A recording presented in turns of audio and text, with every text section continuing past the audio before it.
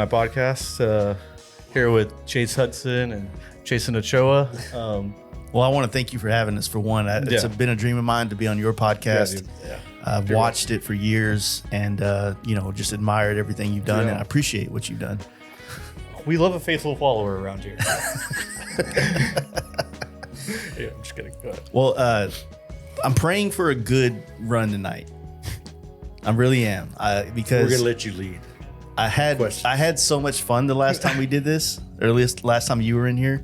But I mean, you pretty much just had to be here. That was like a it's water under the bridge. Let's not talk about it. But no, this whole year, I mean, you guys have been doing some rad shit. You had a build that was going on that was massive.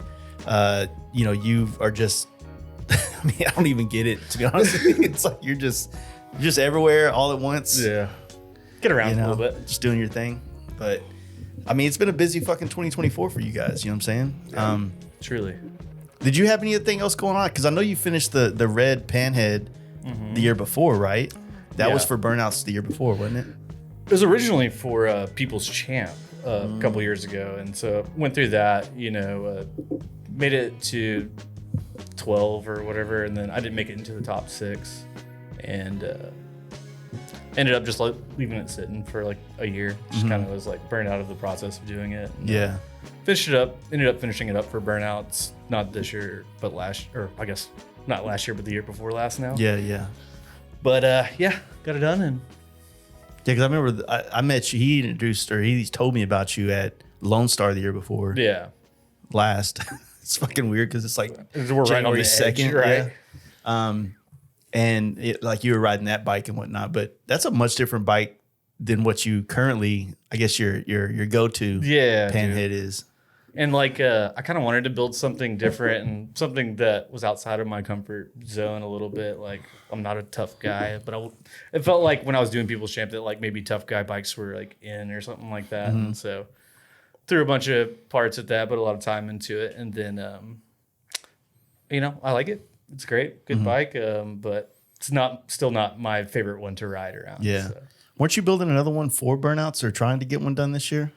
I wasn't trying to build one this last year, I guess 2024 for Burnouts, just because I was so busy leading up to it, like getting around, going to Idaho, and I don't even remember all the stuff I did this year. It was all like kind of compact towards the later or back half of 2024. So, but this next year I'll have a new bike. Oh, that's cool. So a little bit longer, still a little bit different than the other bike, raked out a little bit, kind of kickback highway cruiser type. Yeah, the long bikes are still scary to me. Yeah, this one still be low and kind of pretty chill ride. So, have you ridden yours much, like the Born Free 15 build? No, not at all. I hate that bike. For real? I wanted to do something a little different. I was trying to, every time I build a bike, I try to do, something a little different style. Yeah. To be honest with you, I've always hated like the digger style with the small wheels in front, and it kind of just started growing on me. So I decided I wanted to do something different. So once it was done, like just stepping back and looking at it, like it's comfortable. Like we sit on the bike, it's very comfortable, and it came out really good, but just really not my thing, So I'm more into the 60s style choppers, short, and kind of just compact.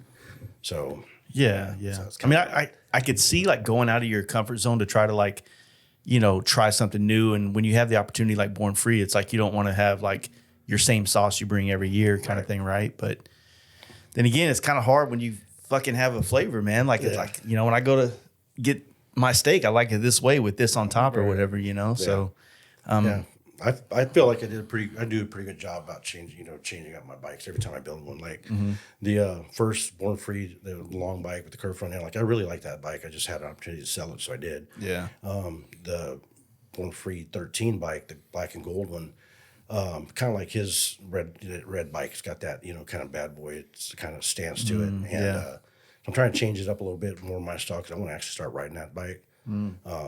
So that's kind of the idea with that bike right now. Yeah, the tough guy choppers, that's definitely the one that really spoke to me first. Yeah. Obviously, I kind of modeled the FXR kind of off of that and the whole D-rake kind of look, even though it's not D-raked. Yeah. But being someone very ignorant to a lot of the like styles and whatnot in the chopper space, it's like I was attracted to one thing and I've kind of like scratched that itch. And now I'm kind of, after riding with you guys, seeing, I've always said it's like, to me, like I could look at a bike in a parking lot, but when I'm riding next to it or seeing it like being ridden, that's when I feel like I'm like, oh, that's sick. Or I love that. Or I fall in love with it or whatnot, So like I said, you guys riding around, it was just something to watch and be like, fuck, okay, I get that now. That looks badass on the road. You know what I mean? And you start to, I don't know, I feel like I gained a lot of appreciation for different styles of more or less, I guess you call them period correct style choppers than what I knew of before. You know what I'm saying? I guess that was kind of good for you, like on that ride we went to Oklahoma, because there was a bunch of different kinds of bikes there. And so you're kind of like, oh, okay, I get kind of each facet of this. Of what's going on here. And like, honestly, I think it might be an advantage to you to like not quite know and kind of like not be like, oh, I have to follow these certain rules. You can just do your own thing. Yeah. I think that, being in the motorcycle industry, I don't feel beholden to anybody's rules. You definitely want to be respectful to a scene or a culture. Like you don't want to come in and just try to, culture vulture the whole situation and whatnot. So you want to kind of like, in my opinion, I want to go in and pay homage to the people that inspire me and things like that and ask questions and not, project, my opinions unless you get me fucked up or whatnot. But, you just kind of come into it and just try to be a student more than you are trying to be a teacher. You know what I mean? So like, to me, it's just, it was easy. It was fun. It was very beneficial to go see all the bikes and see how they ride and see, how that bike, but how does the person look on it? Yeah. And that kind of goes hand in hand with like I used to say like I hated the FXRT fairing. I thought it was the ugliest thing in the world when it started getting popular. And then one day I just saw someone riding one. I was like, fuck. Nice. That's it. It's just like it takes a little time to see it. And then you see it being ridden and used, and you're like, okay, I fuck with that now. I mean, just like everything, it's like when I built that pink bike, it's like I had an idea in my head when I first started getting parts together, and then I'm just like, by the time it finally got to the point of where I was putting it together, I was like, fuck, like everything has changed. Like, I have evolved, and like after looking at things, smoking cigarettes at it, drinking beer at it, it's like things have changed on what I think is cool or not cool, things I maybe thought at first would be awesome, put it on there and be like, this is not it, Yeah. A lot of it's like dress up, try on. And well, that's the point of having all these extra spare parts, right? Like having a couple spare tanks, having a couple sets of bars laying around. And even if it might not be the exact one, at least you can have a shape and all right, now I need to do something with this kind of. The good thing about what I learned about that too is parts is like a lot of times you'll take something off one bike and you want to go to a swap meet and you sell it and then you regret it because there's another build every time that would look perfect on this bike and I sold it. So I've done that 1,000 times. Or I'm digging through my garage and being like, I know I have it. I'm like, I remember I sold it. Yeah, I sold it. Yeah. No, I could see that for sure. Well, you said that the back half of the year was definitely stacked. So, I mean, after Sturgis, I mean, you guys had the Lolo run and the party at the Pin. I mean, how many times have y'all been to that event? Like, what's the vibe like on that? I've been to Party at the Pin twice. I think you have too. That's great. I mean, Luke puts on an awesome show up there, and all the Boise guys are awesome. Yeah. So always great host. Lucky enough to get to go on the run after too. So is that run like an invite only kind of thing? Yeah, it is. But I don't know. I actually took his place the first year I went. You were hurt or? No, I lost my job and I didn't have time off. Yeah. So Scott was looking for somebody and I mentioned Justin, and Justin gets along with everybody. So he was like, yes. So he was fortunate to get to go and which that was a pretty rough ride compared to what we had this last year. We had a pretty nice ride this last year.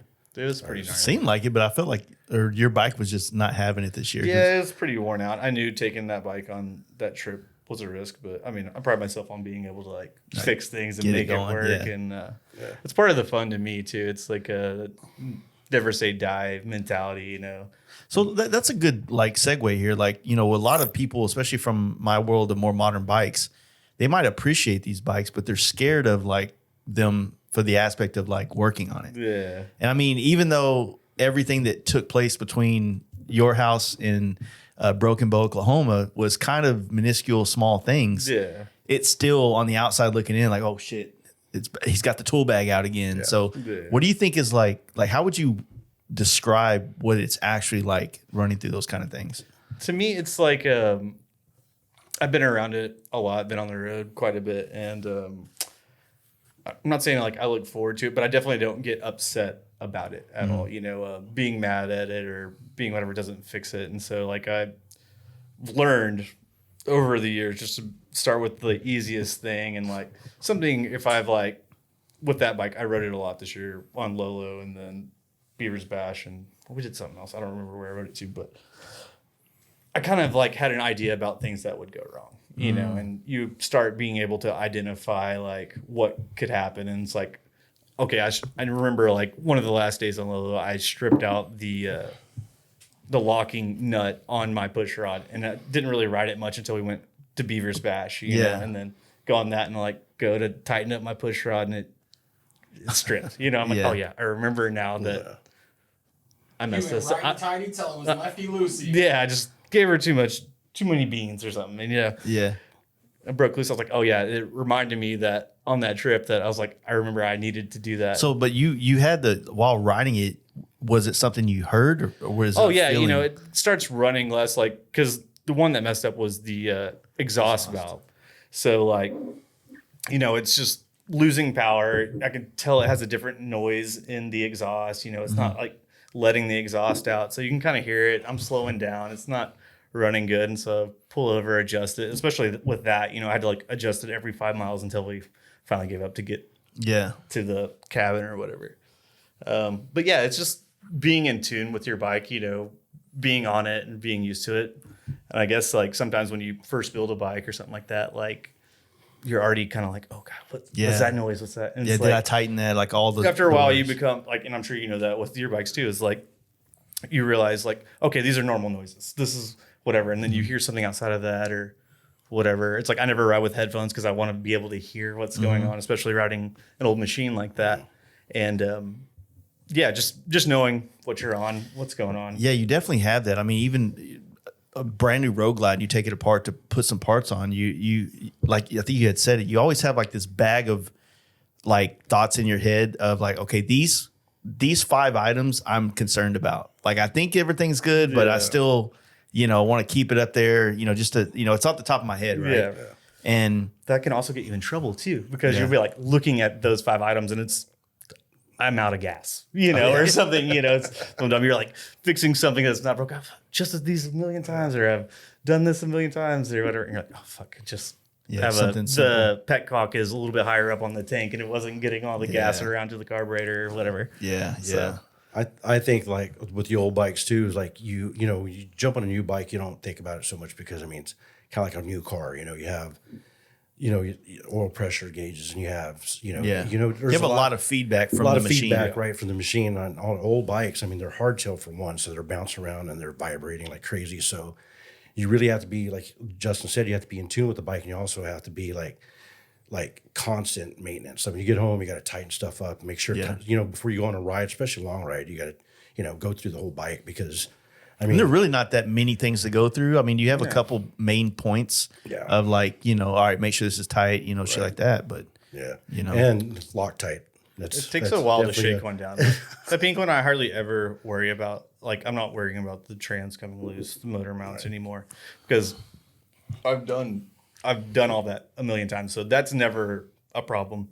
Now it's like for that bike in particular, it's just small things like, oh, it's not running right. When I give it gas, I'm like, okay, it's either something wrong with the accelerator pump, fuel, whatever. Something ends up being a $2 condenser. So are you also running like old school carburetors? Like what are they, linkers and stuff like that as well? On that, and runs great. Points, battery. Yeah. You know, I don't. So I'm not planning on running any of that shit. Putting a fucking Makuni on it or something like that. I mean, and carburetor is not that big of a deal. But then definitely putting a electronic ignition. Yes. I don't know. I mean, honestly, it's 6 one way, half a dozen another. It's like things I think about being on the road with the bike like that is like, how can I replace this if I'm in the middle of nowhere?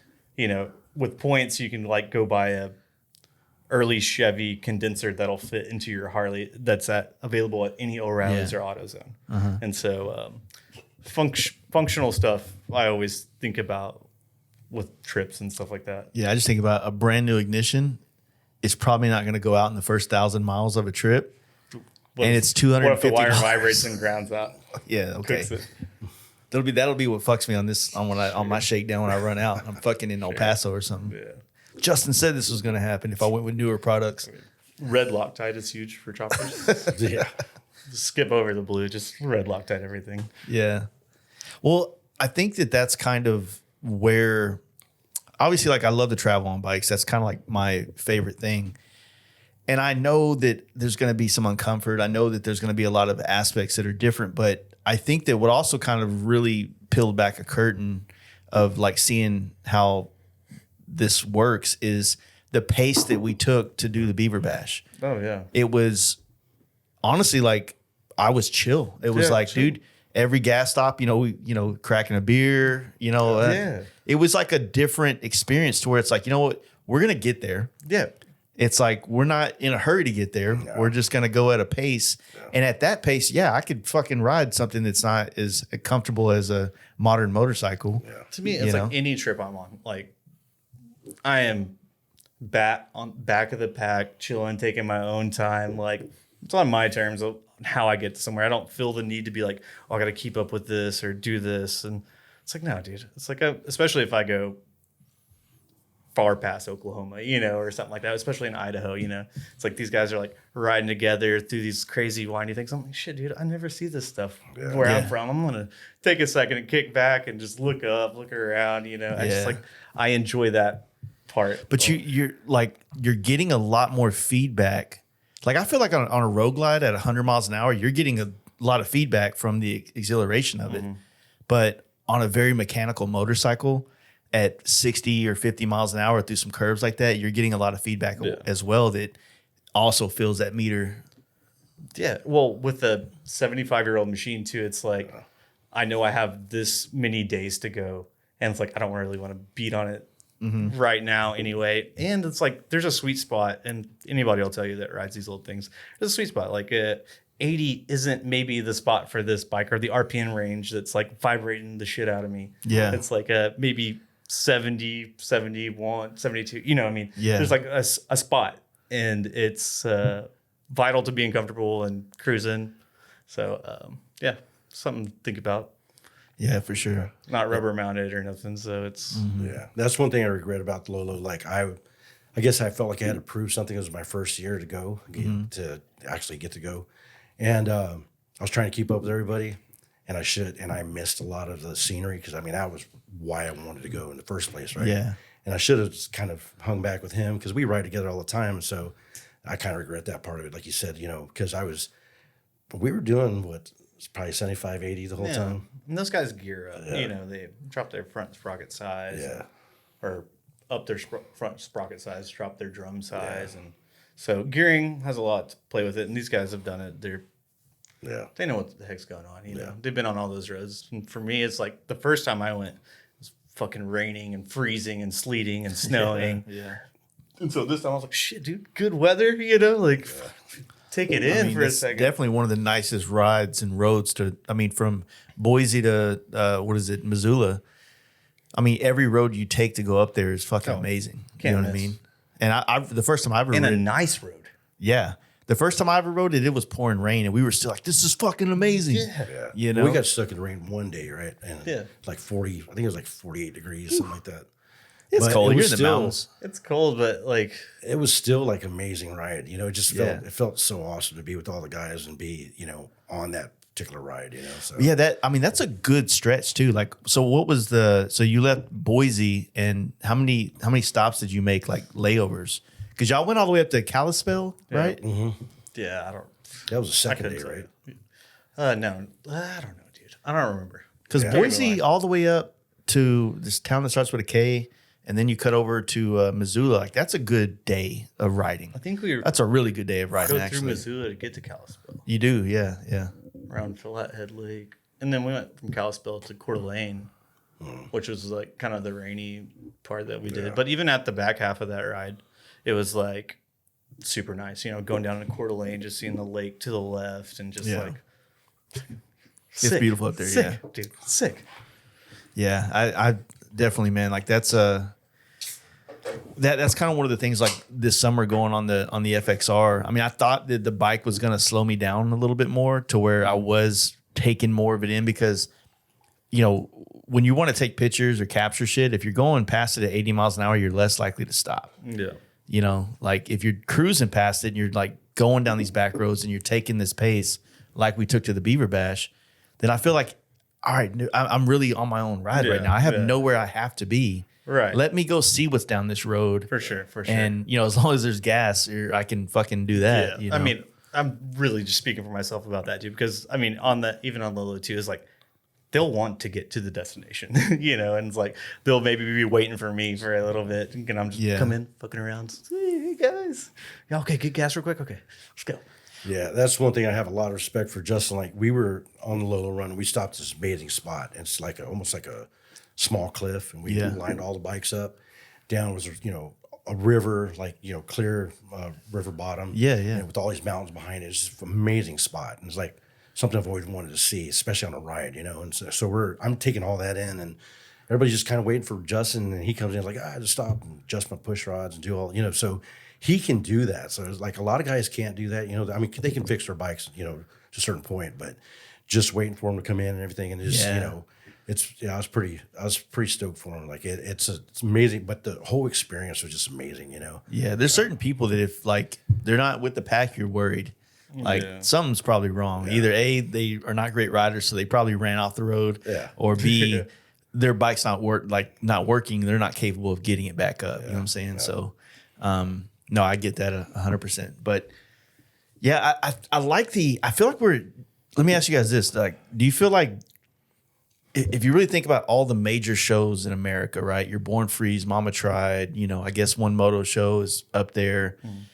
Do you feel like there's starting to be like this, not turn the page, like those aren't good anymore or popular, but now there's like another page coming of like smaller events that are starting to gain traction and popularity, like, you know, like the Party at the Pin, or what's the one they do in Bisbee?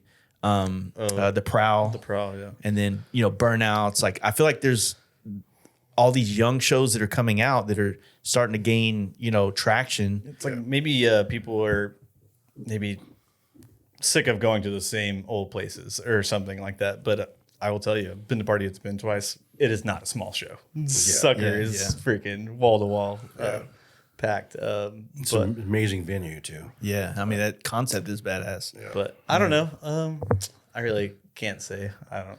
Yeah, it's a tough thing to ask a question or whatever. It's like I like going and supporting them. Obviously, put on one in Denton, but anymore, I really love the travel, like the going and riding and making those memories, like somewhere, like even if it's to Broken Bow or something, like somewhere not far. It's that's an experience that I enjoy, like making your bike work and ride and like doing the damn thing. I don't know. It's that's better to me. Obviously, it's great to always see my friends. I feel like that's my main motivation to go to any show. It's just like, I want to be able to see some people I haven't seen, or somebody that lives way over here or whatever. So, I mean, to me, it's like, you know, going to some of these shows also is like not only get to ride, you know, like we rode up to Idaho together in his truck, and we ran out of gas out of everything we could have ran out of gas. We ran out of gas in his truck.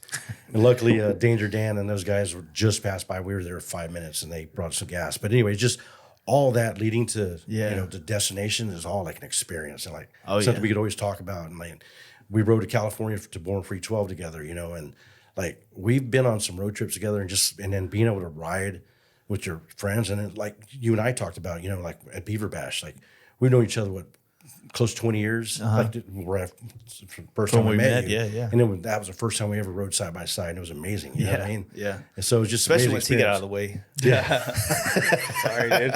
But you know, it just, I don't know. It's just, I think for me, it's good it's good to go to shows because to me, it's like motorcycles are like art pieces to me. I like to look at what people do that are bikes and get ideas for my future builds or whatever I want to do to the bike I have.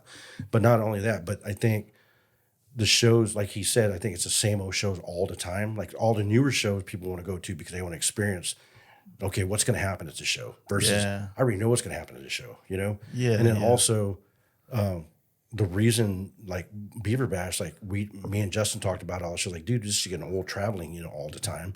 So we need to start riding more. I mean, we're taking away from riding what we love, riding these old motorcycles and traveling and going to these shows and hardly riding at all to like, let's do something. And that's when we started talking about doing the Beaver Bash. And we want to kind of grow that into, you know, some longer rides, but more, you know, Riding more focused. bikes like included in the ride to our destination is what that's our goal. the hope. Yeah. Also, I'm not like a builder type person. I'll put together a bike, but I'm not like trying to be it and born free and shit like that. So to me, it's like how I see it and how he sees it sometimes is different because he's built so many bikes for that stuff.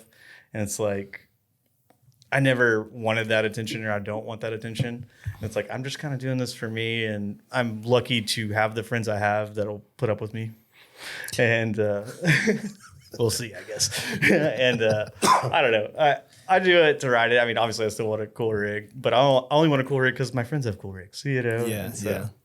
I understand the whole concept of like not exactly wanting to chase it, but I think it's a wiring thing. Like to me, you know, I can't watch basketball without wanting to go play it. And I can't really watch other people do rad shit without wanting to try to do it myself. So when I'm around people that are doing cool shit, like I want to be like, you know, I want to fucking learn how to do that. So you have a shovel head right now? I mean, kind of, you know, but I mean, it's not so much just like the chopper itself. It's all the things that you have to learn how to do to get that. Right. It's almost as exciting as the idea in my head of what I want to do whenever I get this bike done. You know what I mean? So there's, and it's a challenge for you too, to like, just outside of your comfort zone, do it and like ride it somewhere. I don't know. It's great. I'm stoked that you're trying to build. Yeah, Are you like at all like not? I guess not. The word's not scared, but I mean, are you at all like thinking like maybe you're gonna gravitate more towards a chopper once you ride it, or do you think it's just gonna be a mixture for you? I mean, I already in the back of my mind, like I want to. Me and Devin were talking about this last Sunday. Like, I actually want to get another new modern bike. Yeah, because there's a hole in, not a hole, but there's a thing in my life that I need something that turns on and I can, you know, make sure the oil's good and ride it to California and go do podcasts or whatever the case. But there's, you know, the same reason like my FXR is like that. I can turn on and go anywhere, but I don't have the storage. I don't have the ability to, you know, 1,000 miles a day on that. I'm pretty beat up. The modern amenities of Yeah. the bike. So a modern amenities of a new bike, like he said, is something that I kind of need to fit certain voids or certain parts of my brand and my business. And I enjoy riding them, but like you're riding that bike differently. Yeah. I guess the nervousness only comes from, can I learn enough about the transmission, the drivetrain, the primary, how all this stuff works together to make sure that I can diagnose and fix something if it does happen on the road. I mean, I can do that with modern bikes easily. If you like can do it with those, you can do it with that easy. You know, so I'm like a kind of MacGyver-ish, you know, like I it's been very rare that I've ever had to call. I've been riding on bike trips for 10 years every year. I've never had to turn around on one and have my bike shipped home or anything. A So picture on the wall with duct tape on a swing arm, man. You'll be Exactly. I figure shit out, you know. That's the shit I love about riding bikes. So it's like, But I mean, the same thing happens. If I can do it on a trip with people too that are like, "Fuck, man, I'm fucked. I'm gonna put it in the truck." I'm like, "Hold on, let me see what I can do to get you going, bud." And letting you out that easy. You know, when you're riding with duct tape on holding your axle in, or you're riding with that, you know, I remember Corey was talking about he whittled a piece of wood once and shoved it in like one of the holes on the to get it down there. I think y'all did. You did we it did too, that right? for our buddy Ryan's bike for the timing plug that backed out. So you have like these things, these fixes that you do that, like, honestly, that when it's your bike and you're on that stint from we that have place, nothing to talk about if everything went good. Yeah. but dude, it's kind of exhilarating. Like oh fuck, like I'm living on this the is gonna be a Patriots right badass now. story. Yeah, dude. You know? Well, even on Beaver Bash, we had stopped when he was having problems with his bike, and we stopped at a little store and we're just hanging out. Like, I mean, Yeah. you know, we're bullshitting and picking on each other and giving each other shit. You know, like those are the memories that you remember. You know, like all these Yeah. different spots. And then next time you ride that way, like, hey, we stopped at that store. Yeah. You know, like it just Spent a lot of time with that story. yeah, exactly. So I mean, it's just Okay, dude. it's about the trip and about like you know like some of the best times are when you're broke down and all hanging out Yeah. trying to fix a bike. You know. So Well- he gets mad. He gets pissed. It's natural, right? I've also said that, like, for people that are, you know, they have like 2 weeks of vacation and they're trying to go to Born Free, California, you know, maybe, and you're not mechanically inclined, maybe certain bikes aren't going to be your, you know, jam. You know, the same way FXRs are all that's hot right now with everybody, a different type of person has to ride that bike. Yeah. I mean, if you're the guy that can afford to buy the to the nines of everything, it doesn't mean that it's going to run across the country perfectly fine. Yeah. You know, so there's some kind of how do you say it? Like there's kind of like a nod that you get from other dudes in FXRs when like you man that thing across the country and make it through whatever problem that bike might throw at you, good or bad. You know what I'm Real saying? ones know they're like, hey, what's Yeah. up? So that's kind of the attraction to me, is to be able to say that I've done that on, you know, at least a cone shovel, which is not nowhere near as primitive as like say, you know, Still anything. primitive. Yeah. I mean, I mean, you're gonna get the itch. You're gonna want a panhead or something different. I'm sure after. I was talking with somebody, I can't remember who, but they said, well, when are you going to get a panhead? I was like, man, honestly, I feel like things like that, like they come to you. Yeah, Yeah. they do. Like if I'm I searching would for a never have panhead, had I can't one afford a panhead. Had I just stumbled across a great deal or something like that, there's no way I could ever afford one. It's like somehow I have the same three thing, now, knucklehead. you know, or whatever. Exactly. Yeah. I mean, it'd be It was sick. never the plan, but it was just like, fuck, this is the one I could get. So that's what I'm saying. Like trying to not like, because the way I get, and the same way I got with this fucking shovel head, is I didn't really buy the best bike I should have. Yeah. I was in the chat with you dudes talking about like a good plan. Yeah. We couldn't tell And you I'm anything. like, yeah. And I just fucking went and did my own thing, which was, I don't think that was a bad purchase though. I mean, Yeah. you got a good foundation and the whole bike. I mean, yeah. so similar to kind of build off of. It'll be. But it's like I'm going to learn more. I feel like I'm going to learn more through the process of building this. And if I would have bought an already built shovel head motor and an already built fucking, you know, transmission, things like that. So, I mean, the glory of it's going to be, you know, it's going to be your bike. And Yeah. you had your hands on it. You had a say in what was going to happen and how you painted it and what tank you put on it and wheels. And like we were talking about earlier, you know, all that. I mean, when you get it done and you kind of, Justin's done this, I've done this, just sit in your garage by yourself and just stare at your bike for fucking hours. You know what I mean? Like, just should've dreaming done this. about riding. I should have it done and- that. Yeah, yeah, exactly. But you know, it's experience. You know, like I do want. I want a modern bike. I'd love to have a modern bike, and you know, me and my girl jump on it and do trips. 2,000 mile trips or whatever. yeah. And I do want one day, but I've just really appealed to the old bike for some reason. I think a lot of that has to do with my dad. Yeah. I mean, trust me, there's a different mentality with the two different bikes because, you know, a modern bike, the thing is, like, if you always have a badass old bike and you have a modern bike and you're on it, there's going to be a part where you're like, man, I wish I was on the panhead right now. Right. You know? Exactly. Yeah. I've had that happen, you know. Yeah. Even I only had like a O2 FXDP or something like that. Yeah. Every time I ride, I'd be like, fuck, man, this would be way sicker. So I was on my chopper that's sitting in the garage. Yeah. And then, you know, ride it the next time it fucking breaks down. I'm like, fuck that bike. This would be way better on a dyno. I would have got home. Yep. Yeah, fucking that's kind of the case, man. Like, and I guess, you know, trying to push the bike across the country on a trip, or at least, you know, from here to California.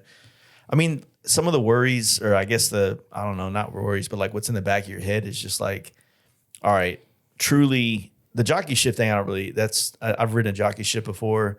Yeah, it's a little awkward at first, but you get used to it and, you know, it becomes second nature. But how much of the rigid is going to affect my body over the time of riding? A 350 mile day, hard day. Hard day. No matter what it is. Yeah. Yeah. 350 miles, you're like, fuck, dude. But there's something to say about that too. You know, you these old timers see the bikes, or whoever, you know, Yeah. the guys that ride the newer bikes, they'll see, you know, your chopper, and they're like, you know, oh, that's a bar hopper. You know what I mean? And then you want to prove them wrong. Like in your head, you're like, yeah, you just go with it, whatever. But Justin and I we've proven that you can ride those things. What do we do? Lolo, like 1,800 miles, I think. I have no idea. Like the whole trip. I mean, 6 days. Was it 6 days or 7 days? I have no idea. Yeah, we don't even remember. It's been, but anyways, I mean, it's something that you can accomplish on a old bike, and that my shovel head, I'd had to build the motor rebuilt and put it in a hardtail frame and for Lolo, and it made it the whole way. I had a couple little, small things happen. Yeah, my exhaust fell off right before we got to a gas station. It's like, buddy, and then my ignition key. I had a change. Luckily, I had a brand new one, so I switched it out, and it was fine after the fact. But just little things like that. Yeah. So. Well, what was I gonna say? The whole like concept of like people saying shit like that, like, oh, you can't ride anywhere. I mean, you can ride anything across the country. Sure. Anything. There's dudes that have done it on Chinese scooters. For sure. There's dude, he was at Born Free 2 years ago. Remember homeboy that did it on the pink scooter? Yep. Rode all over the country. Yeah. I forget his name. Cool as fuck. Yeah, dude. Yeah, what was the Because he rode his FXR with us from Durango to Dallas. Mm-hmm. And then I was like, oh, dude, you're that dude that fucking did all that shit. And he was like building a shovel head to go ride all over Europe this past year. Yeah. So, I mean, the concept is you can ride anything. The real thing is like, can you ride? Like, if I do this and I make it there and back, am I gonna want to do it again? And that's kind of where I try to judge, like, the whole thing. Like, is it, maybe you go at a different pace, which is obviously going to be the situation with this. I'm not going to be able to run from here to Phoenix in a day. Yeah. But then again, that's what I want. I want to go from here to something. Yeah. Yeah. Planning it out. Yeah. Shit like that is big. I think just for me with choppers in general, old shit has always appealed to me. Yeah. Even at a young age, like growing up racing VDTRA, so vintage flat track bikes, and then the simple machine that a chopper is, like being BMX after flat tracking and stuff like that. As simple as a bike you could be, jumping, whatever, racing, all the shit. And then it was like, okay, choppers is a super easy transition for that, or for that type of stuff, like lacing up wheels and customizing each little piece, thinking about everything. So it was like, for me, that was like all super easy to do. It's an easy transition from one to the other. Yeah. But I don't know. Yeah. The van thing for me has been, obviously it sucks. I've had vans before. It's not my first van, but coming off the fact that everybody knows I'm into choppers right now, like, oh, you're really taking this shit seriously. Yeah. Oh, just really catching it. I bet. The ego in me is like, let them know you used to have a van. Bowie knife. Yeah. Well, I can't afford a Bowie knife yet. That's coming. But yeah, so I haven't had to get a fucking what do you call them, a tow truck in a long time. Holy shit. And I had to get a tow truck a couple weeks ago for the van, and I'm just like, man, like, do I miss this? Do I really miss this? How bad do I want The it? van's pretty sweet though. It's fun. It's just fun, man. Like, a Sprinter would be like more practical. Yeah. But at the end of the day, like, nobody notices Sprinter vans. Like, I mean, the people that notice Sprinter vans are dudes that are thinking about buying a Sprinter van. Oh, for sure. Like, oh, fuck that. Sure. So it's kind of like the van, everybody fucking notices it. I get thumbs up from, Oh, yeah. honestly, the van gets more women attention than anything I've ever owned. Really? Anything I've ever owned. Like, and it's crazy. It's like, chicks will walk into the fucking spot and go, whose van is that out there? It's like, they're sticking right out. away. Stop Shit. cocaine. Yeah. Got a bed in here. Mirror on the ceiling. It's just, I don't know. I think that the van, it speaks to a lot of people's childhood because they knew somebody that had a van, or it was like, if you're older like us, then vans were a big part of the 80s. You know what I'm saying? Oh, yeah. And I mean, I fucking slept in a lot of vans when I was a kid. Raced out of one for years and years and years. Never got fingered in one though. That's Not yet, Bubba. the night's still young. Yeah, dude. Now we're trying to get the van dialed so that we can do some. My wife and I can do some What was cross wrong country with it? trips. It ended up being a fuel pump, which was an easy fix, but just diagnosing it. Same thing. Hey, I got spark. There's no fuel. Yeah. And it's not a it's a 95, so it's a fuel injected TBI, I think is what they call it. yeah, throttle body injection. But we're about to start a LS swap on it. We're trying to have the LS swap done for Nitty Gritty. But if we can't get it all done, then we're not going to start till after Nitty Gritty because we want to take the van to that event. Yeah. And the goal is to have it kind of done for Sturgis. And then my wife and I want to be able to put the chopper in the back, drive to Sturgis, do the Sturgis thing, and then go do a big loop on the Northwest. Yeah. So we'll have the measuring bike. your back doors to build your bars and your sissy bar and shit. Yes, I can't fit. The FXR won't fit in the back. It's 2 inches too tall. Yeah. So, yeah. Got to keep it under 49 inches.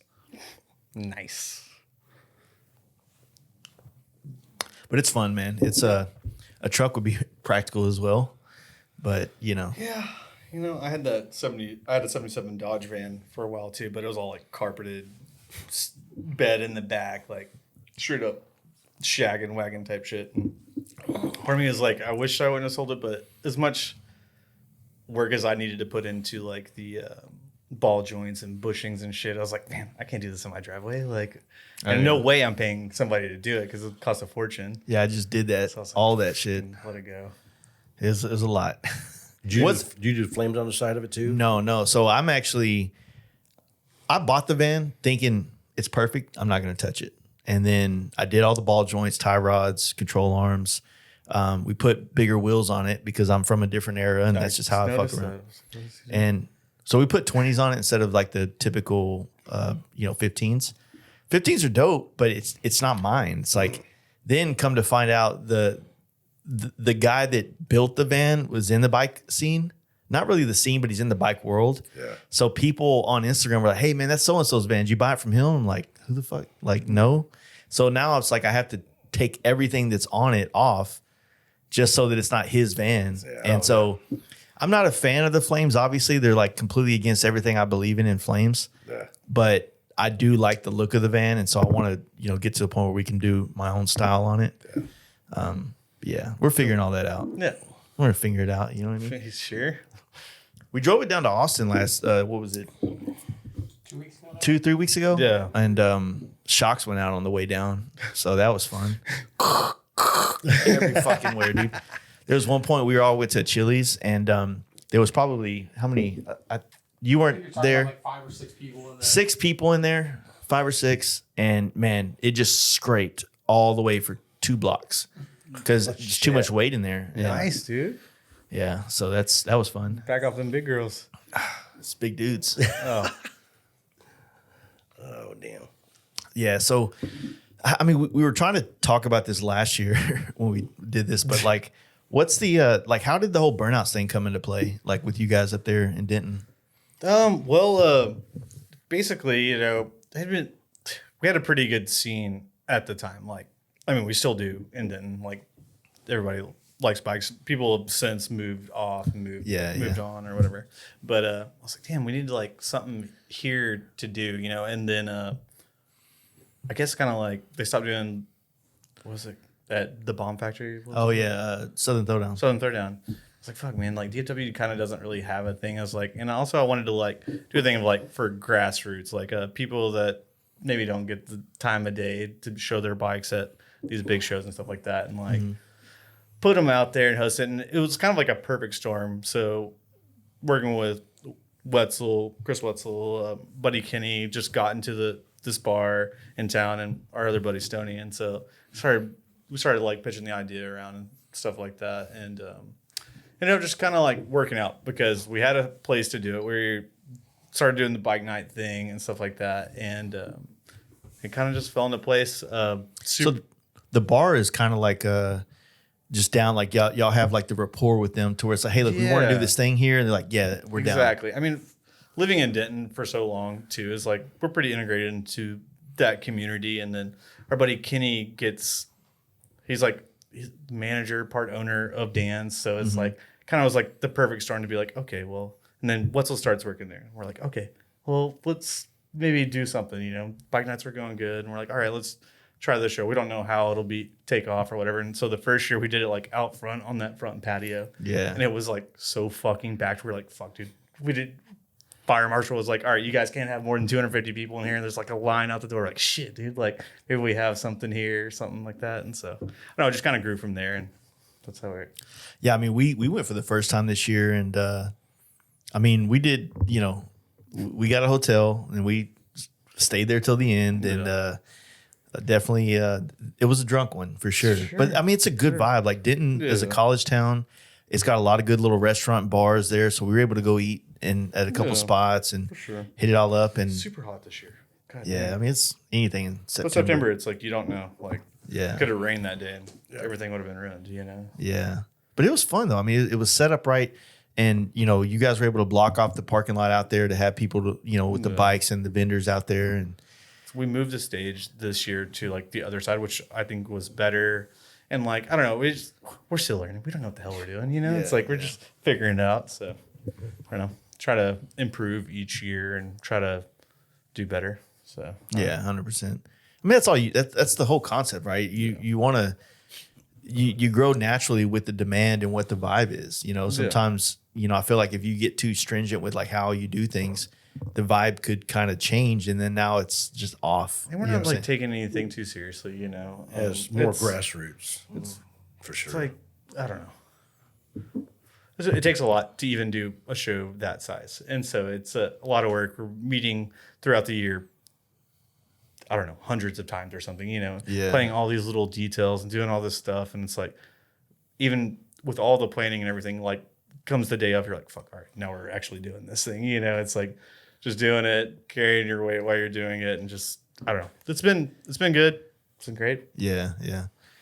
Well, you know, kind of moving into, you know, we have the swap meet here in Dallas next weekend. And, you know, last year was my first swap meet I ever went to. And I still have everything I bought at it because I just bought it for decoration to say I did it. But I had a great time. I see the way it works, and I see it. I also was hanging out with Robert Cheek a little bit, and I watched him kind of do a couple deals. And I'm not, to be a seller at a swap meet, I'm not wired that way. Because as soon as someone asks, I price shit cheap.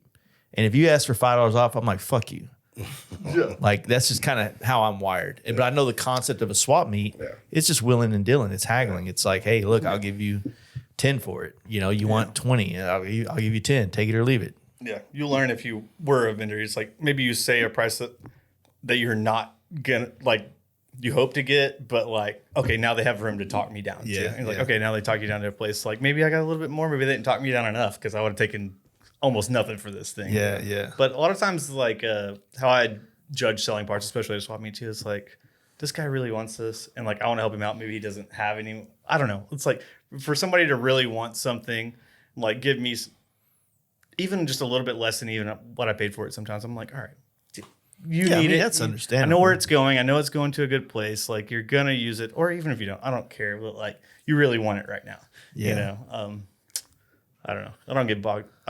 I don't do this shit to make money. So it's yeah. Well, I mean, I guess what I'm thinking is like, okay, well, if I was going to take stuff to a swap meet to sell, I'm thinking of what all the shit I have that's worth money. You know, I'm thinking about, you know, FXR fairing, a fucking, you know, some clamshell bags. So you maybe want to have one or two of those like big money make pieces. It's like, okay, I'm not going to sell it unless I get this much for it. Sure. But like just giving other shit a chance, or like giving other things away, or okay, maybe you won't pay me this much, but all right, I'll give you a beer with this purchase or whatever. Oh shit, fuck, I'll look for anything. I'll buy anything for a beer. Okay, $5, and then I give you a beer. You know, it's like, I don't know. It's, you've been to a swap meet with me a million times. I'm banter. You know, He really like.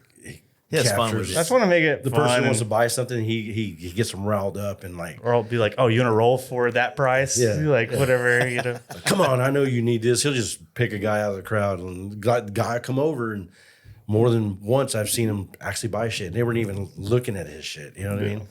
So, fucking natural salesman. Yeah, he is. Yeah, it's funny.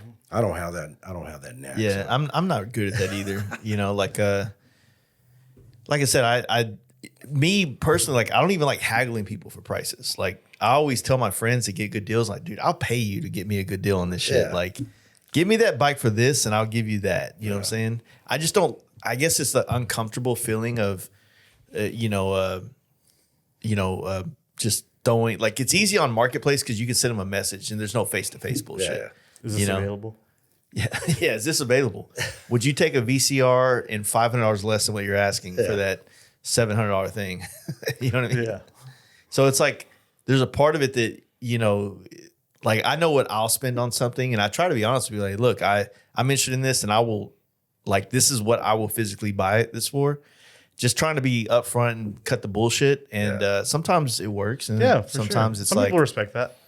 But also at the same time, I've been around so many swap meets too. It's like they're gonna play this game, and now I have to play this game, or I get burned somehow. Yeah. It's like even first going to swap meets too, like buying stuff that was aftermarket that I thought was original, and I was like, "Fuck, dude!" Now I gotta actually deep dive into what makes an original Fender, or what makes like an original whatever. It's like I like all the knick-knack shit from back in the day, like whether it's the Easy Riders or memorabilia stuff. Like, I like that kind of shit. If you go to Oliver's house and the shit in there, or go to Milburn's place, like, I like the man cave shit.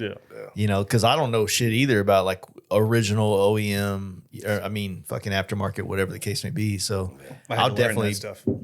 He's like an I had to learn encyclopedia that with that stuff. shit. This guy knows. He knows more than most people. You can call him and like give him a, is this real? Whatever. And I call him a lot, asking him about parts and stuff, or just different, whatever. I called him about the Springer the other day and like, hey, what do you think about this? And so he's very knowledgeable with that shit. So he teaches us, so that's a good thing. Yeah, Too poor to get burned, dude.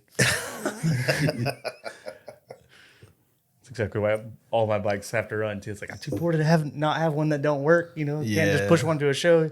We did the paint swap meet a while back, and I got I bought a tank, a little Wassel tank, and I found a front end that I wanted, right? And then I was like, I don't think this tank's real anyway. And he's like, dude, you just sold a freaking Hap Jones. And I looked it over, and it was a fair deal for you. It was a fair trade.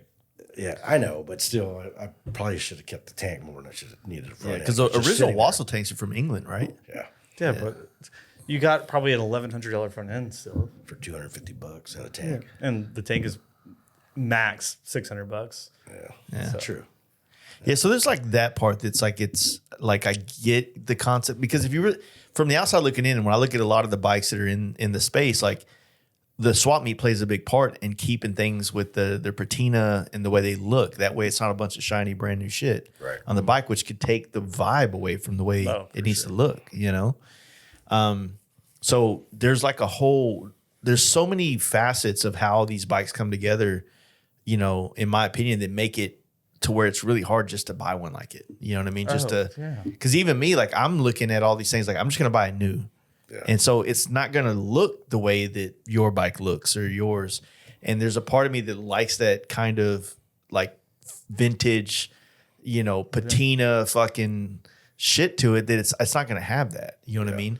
But I feel like I want to like wear mine into that though too. Yeah, it's like I was say, I've had a bike that the 50 was like pristine, awesome, chromed out, killer. The pink one, right? Yeah. Yeah. And then I just fucking rode it to the ground, and it's like now I'm at a point where I'm like, fuck, it looks kind of cool, like all sweaty and gross and whatever. Even my knucklehead, I built that for Fuel Cleveland like several years ago, like 2018. Yeah. Scott painted it, and it was matte color, but I was going for like a show, like kind of a show bike, and it looks like hell right now, and that's just because I've ridden it so much. That the red one? Yeah, yeah. But I love that bike. Like, it gets a scratch on it, or the tank gets whatever, powder coat chips off. It just makes it look even better. So you know what I mean? So that's kind of the thing. That's the concept that I had with the FXR down there. But everything's so new looking that a scratch or those things stand out in almost the opposite way. Yeah. To where it's like, oh man, you're like, oh fuck, this is awesome. Except Yeah. what's the flaw? Yeah, because I have like these scratches on the top of my tank. They look like if you were cutting your wrists. Because when I did this trip, I had the camera on my shoulder, and I would pull the camera over, and it would slash the tank. Functional wear is sick though. It is, I know.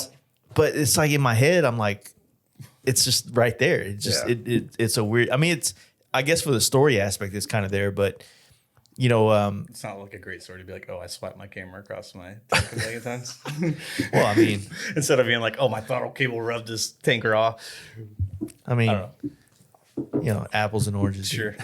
Sure. But yeah, I don't know. I guess the concept is, or the thing is, like, it feels like the bike is too like put together to like the patina doesn't look right on Yeah. it. Well, that's the thing with a vintage bike, though. You put a vintage bike together, and the more you ride it, and Yeah. the more road worn it gets, the cooler it looks. You know Yeah, what I mean? yeah. I mean, that's what we like. Anyways, I mean, of course, you want to have a show bike like my black and gold bike. I want to ride it, but I want to keep it like pristine as possible. But like Yeah. my shovel head, my knucklehead, like I want them to look road worn, but I want to do it because I'm riding it, not because Yeah, because you fucking yeah, exactly. Then it'd be impossible to ride 4 bikes Exactly. to the ground. Yeah. Especially when only 2 of them run. Well, I'm excited about the swap meet. For one, like I don't really know Fort Worth as well as I know Dallas. Just, I mean, even though we're so close to each other, but it's like when you grow up in Fort Worth and you party in Fort Worth and like you just kind of know the areas and know like the bars, all that shit. Well, with the swap meet coming to Dallas, it's like, fuck, dude, now it's right down the street from our bike night for one, but it's also, it's in an area where we have a lot of pool with a lot of different bars and things. So it's like we can be more, Yeah, I don't know. hosty, kind of. Just yeah. put you And on.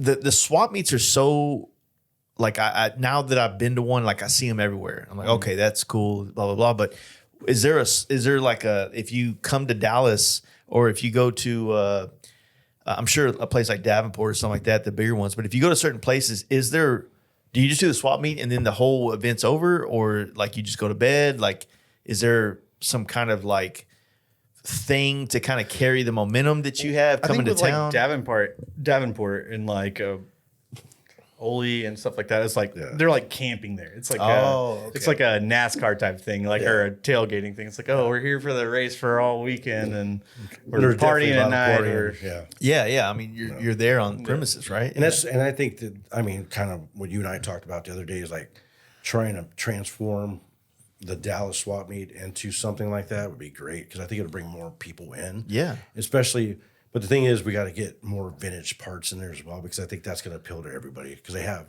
obviously like there's plenty of takeoff parts at the swap meet, more than our vintage. But this past year it was quite a bit. Yeah. I'm usually surprised though about Yeah. shit. I'm like, I'll never sell this. Somebody's like, how much for this?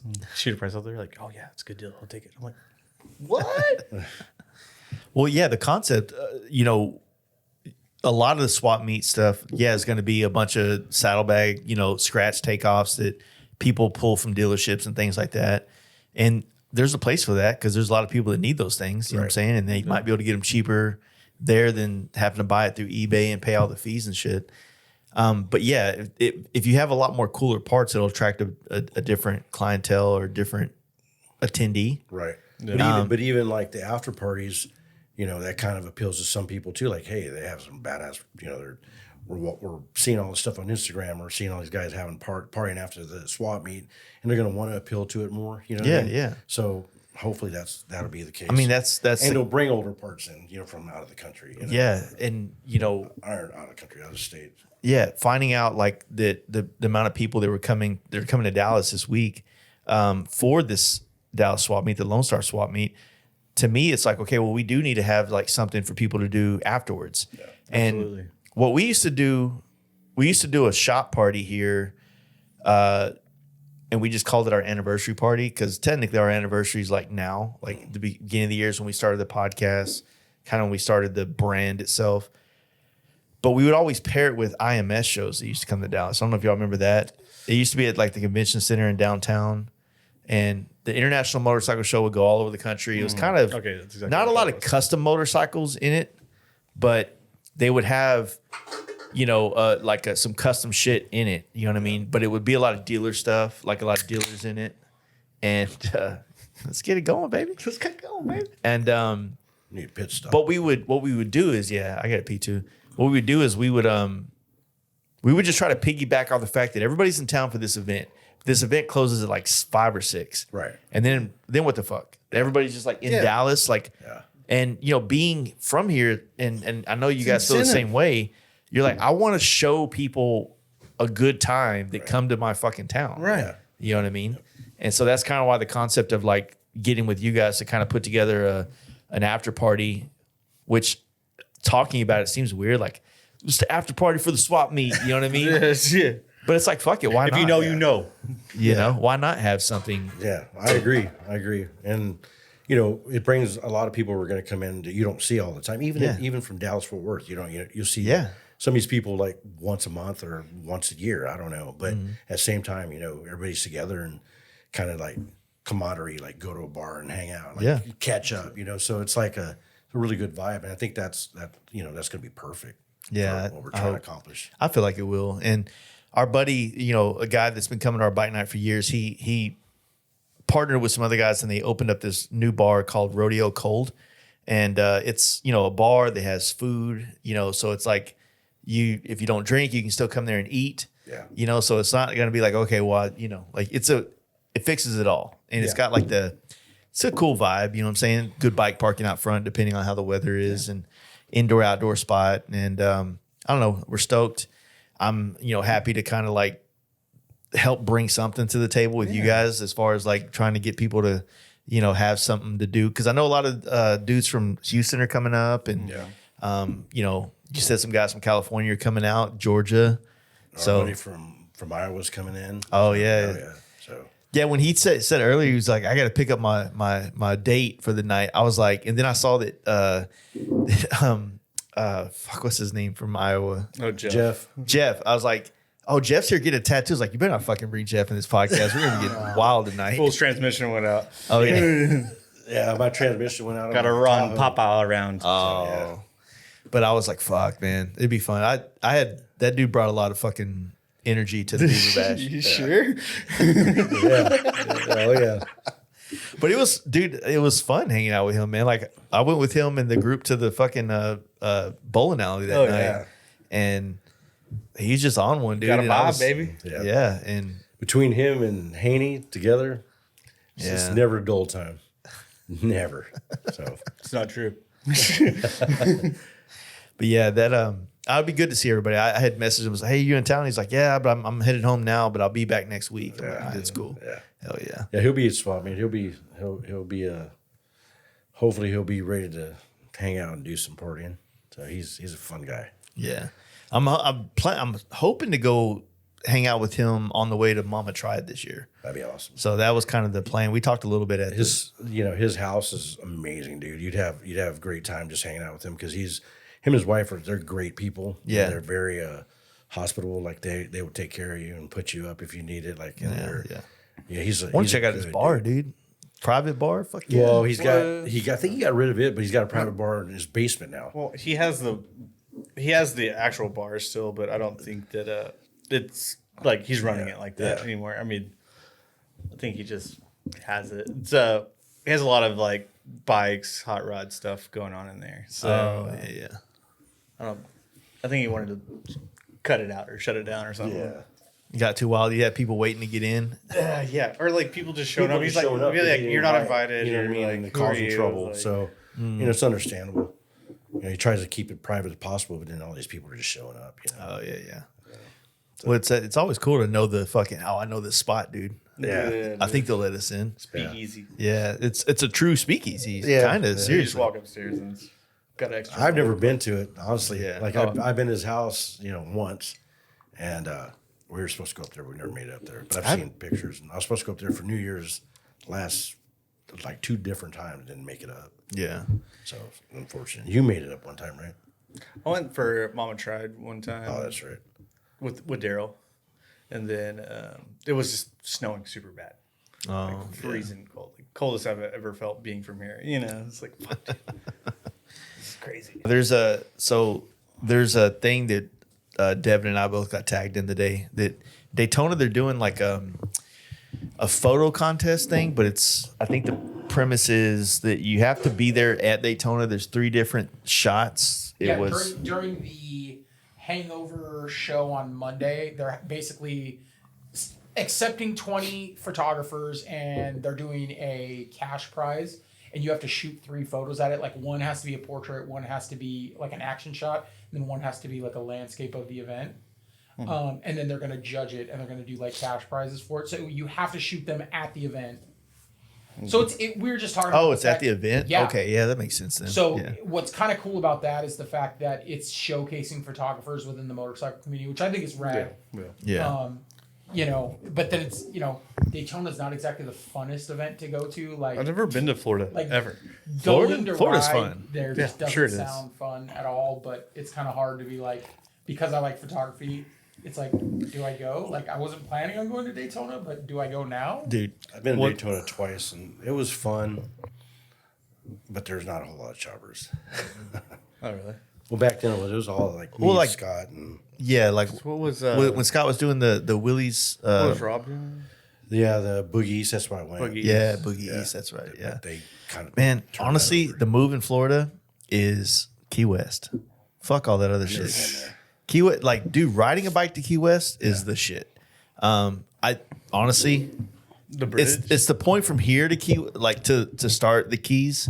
It's kind of like it's a long. It's like 1,800 miles, right? Yeah. But that 90-mile stretch, like on a chopper, would be fucking epic. And then when you're in Key West, having a chopper would be the shit because it's all just like neighborhood streets. You're cruising around and shit. Yeah. That'd be sick. I would probably. I like that part of Florida. The Daytona. Yeah, I don't know about Key West or anything like that, but like that's how it felt when we went to that high tide show. Oh, yeah. Or, Got Lone Star Rally. Lone Star Rally or Yeah. whatever. Just like being there that time. I say the first year I went. Yeah. I was like, dude, this is sick. Like, It's a good time, man. Dude, any let's take the event. ferry over. Let's do this. Like, take maybe a long way back. Or, Yeah. I mean, Galveston, honestly, that island has like, years ago. I didn't realize how big this fucking thing was. dude. Yeah. Oh, it's like the biggest 4-day Holy shit. rally there is. Like, there's like 1 million people on the island. yeah. I was like, holy So fucking shit. we used to all get a condo on the other island over, not the one that you take the ferry across, but there's a toll bridge on the other end. And I was in a bike club at the time, and we would get there was like this apartment complex that were condos, and we would rent like 3 of them out, and they were like 3 bedrooms each. And we'd have this huge bonfire / sleep on the beach, depending on how fucked up we got. Right. I mean, we're on the end of one island and the end of the other island, so there's like nothing that takes place over there. And honestly, man, it was some of the best fucking times. Like beach camping and beach bonfires and parties are the I don't know shit, dude. shit about it, dude. Yeah. A lot of sand in uncomfortable places. I But just remember being like, fuck, dude. Like, this is cool as fuck. where'd you stay when you came out there? Wherever I could. I stayed one night with Joey. Stayed with Cano. us Like, one night, didn't you? No, you took a shower. took a shower at your place or some shit the next day. And then I stayed at some random motel with some friends. I don't know. Yeah. I was fucking, you know. bounced I was around, on yeah. I was on a sick one. But yeah, I just remember being like, damn, this is cool, dude. Like, Dude, it's a fun time, man. I was like that. But any event like that that's kind of premised around like a different like cultural part of motorcycling, you can have a good time in it if you get all your people together and do your own thing or whatever. And I think that we had talked about it quite a bit, that the High Tide Chopper Show, the invited builder thing was a fucking great time there. Yeah. But how do you get the Galveston, you know, the people that put it on to kind of continue to funnel it in, you know? Also, I was like worried about going back this year because I was like, I had such a good time the first year. I was like, I don't know, like if I could like top that or like do whatever. I mean, that's not the whole reason why. Also, it's also hard to be there on a Friday to do that show Friday morning to like do that. Yeah, I get you. You're not replicate it, but like, how do you, if you had such a great time, is it going to live up to the hype? The second Yeah, or am I first? building it up and there's like finding out like people can't make it or I don't know. Like, I don't know. It was great because like I met you at that show. Yeah. Like I didn't know you didn't know me. We'd go on that ride with Lichter and everybody. You're on one of Chuck's bikes. We both almost wrecked on the fucking train tracks. He did wreck on it this year. I did. Yeeted me, dude. Fucking 360. Right? Dude, Bobby Seeger almost ate shit on that ride when we left out on it. I don't know if you remember watching that. I don't know. I just know that shit is dangerous down there. Any of those is. train tracks like cutting through Strand or whatever the heck, all that Solid is. tracks. Like, don't fuck with those. Don't touch them. Dude, well, the event, like I said, it's that downtown area, it's so much cool shit. And like we got there Thursday, I believe, if not Wednesday, it might have been Thursday, whatever it was. And did you were there? Did you went to the dinner and everything, right? Yeah. I mean, dude, that was like, I mean, honestly, like that event changed my perspective of like how I want to be able to put on events because the hospitality that they showed us, like, you know, my wife's like, dude, this fucking hotel is nice. Dude, what? I mean, I didn't have one of those, but I stayed at Joey's and that shit was sick. That's where I finally met Joey. I helped him get his bike off his truck. Yeah. And I was like, dude, just want to say I'm a big fan. Love Giddy Up. Changed my life. Thank you. And then we partied all fucking night that first night. And he was singing karaoke and shit. And it was fun. Yeah. I forgot about that. But I mean, those kind of events, I mean, if you really think about it, like everything that we did and enjoyed, that's anywhere we go. Yeah, you get enough people together. That was us at Broken Bow. That was, you know, it's. I'm sure everywhere you guys went on the Lolo run. It's just we're gonna find a way to have fun. Exactly. Right. It wasn't that the event was built around this thing. It was like, oh shit, maybe it facilitated a lot more opportunities. Yeah, exactly. It's like, Like you were talking about earlier, like Galveston's like focused. They're more focused on like the newer bikes, obviously, right? Yeah. And the big wheel baggers and stuff like that. But there's admiration for those bikes and the paint jobs and all the stuff they do, right? But then you bring these old bikes in to that mix, and there's like Liquor Show, like there's so many people that are just like amazed by looking at these bikes. You know what I mean? Because they're different. They're different, right? They're not. They're not what you would normally expect to be there. That's kind of the other thing about like these older bikes that I think is overlooked is that when you go somewhere on one of these bikes, you have like probably the only one there. Right. You know, like how many times do you, I mean, let's go to a specific vintage chopper event. You take your bike to fucking Galveston, you're probably the only panhead in the parking lot every time. Right. You know, as opposed, you know what I mean? So like, you and your buddies, that's it. like you truly do something different, you know? I mean, what do you think people were thinking? We were in Broken Bow riding 20 choppers down the road and in the rain. I mean, I watched that. I looked at people's reactions. Like when we went to the saloon, it's like, honestly, and I'm not trying to compare and contrast and say one's better than the other, but like a lot of like when we would do that on baggers, right?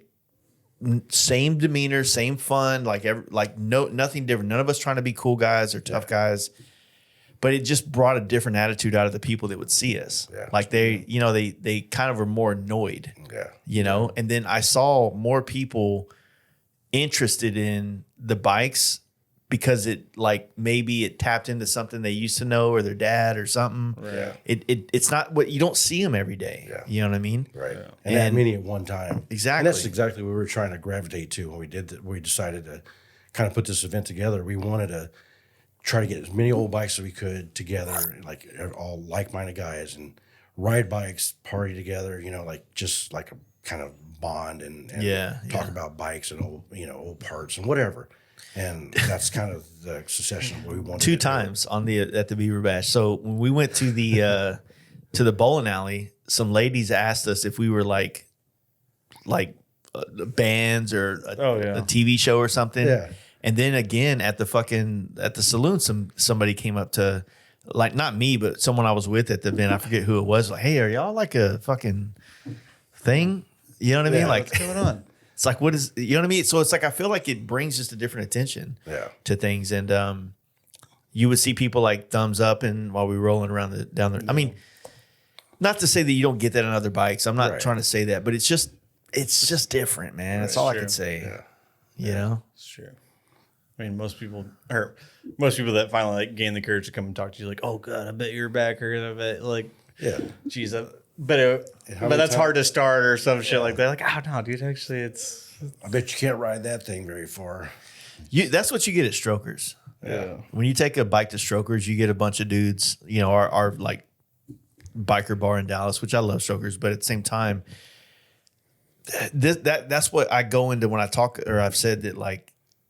Motorcycling, you'll find the most insecure men you've ever met in your life, because all their like their relevance, their security, who they think they are is wrapped up into what they own, what type of bike they ride, and if you pull up, like they have everything, all the bells and whistles, the coolest bike, the CVO, the fucking biggest wheel, whatever the case, and then you pull up on something that in their mind doesn't value the same as like what they have, and you're getting the attention. Exactly what you're saying. Their mentality turns into you can't ride it. This dude's a poser.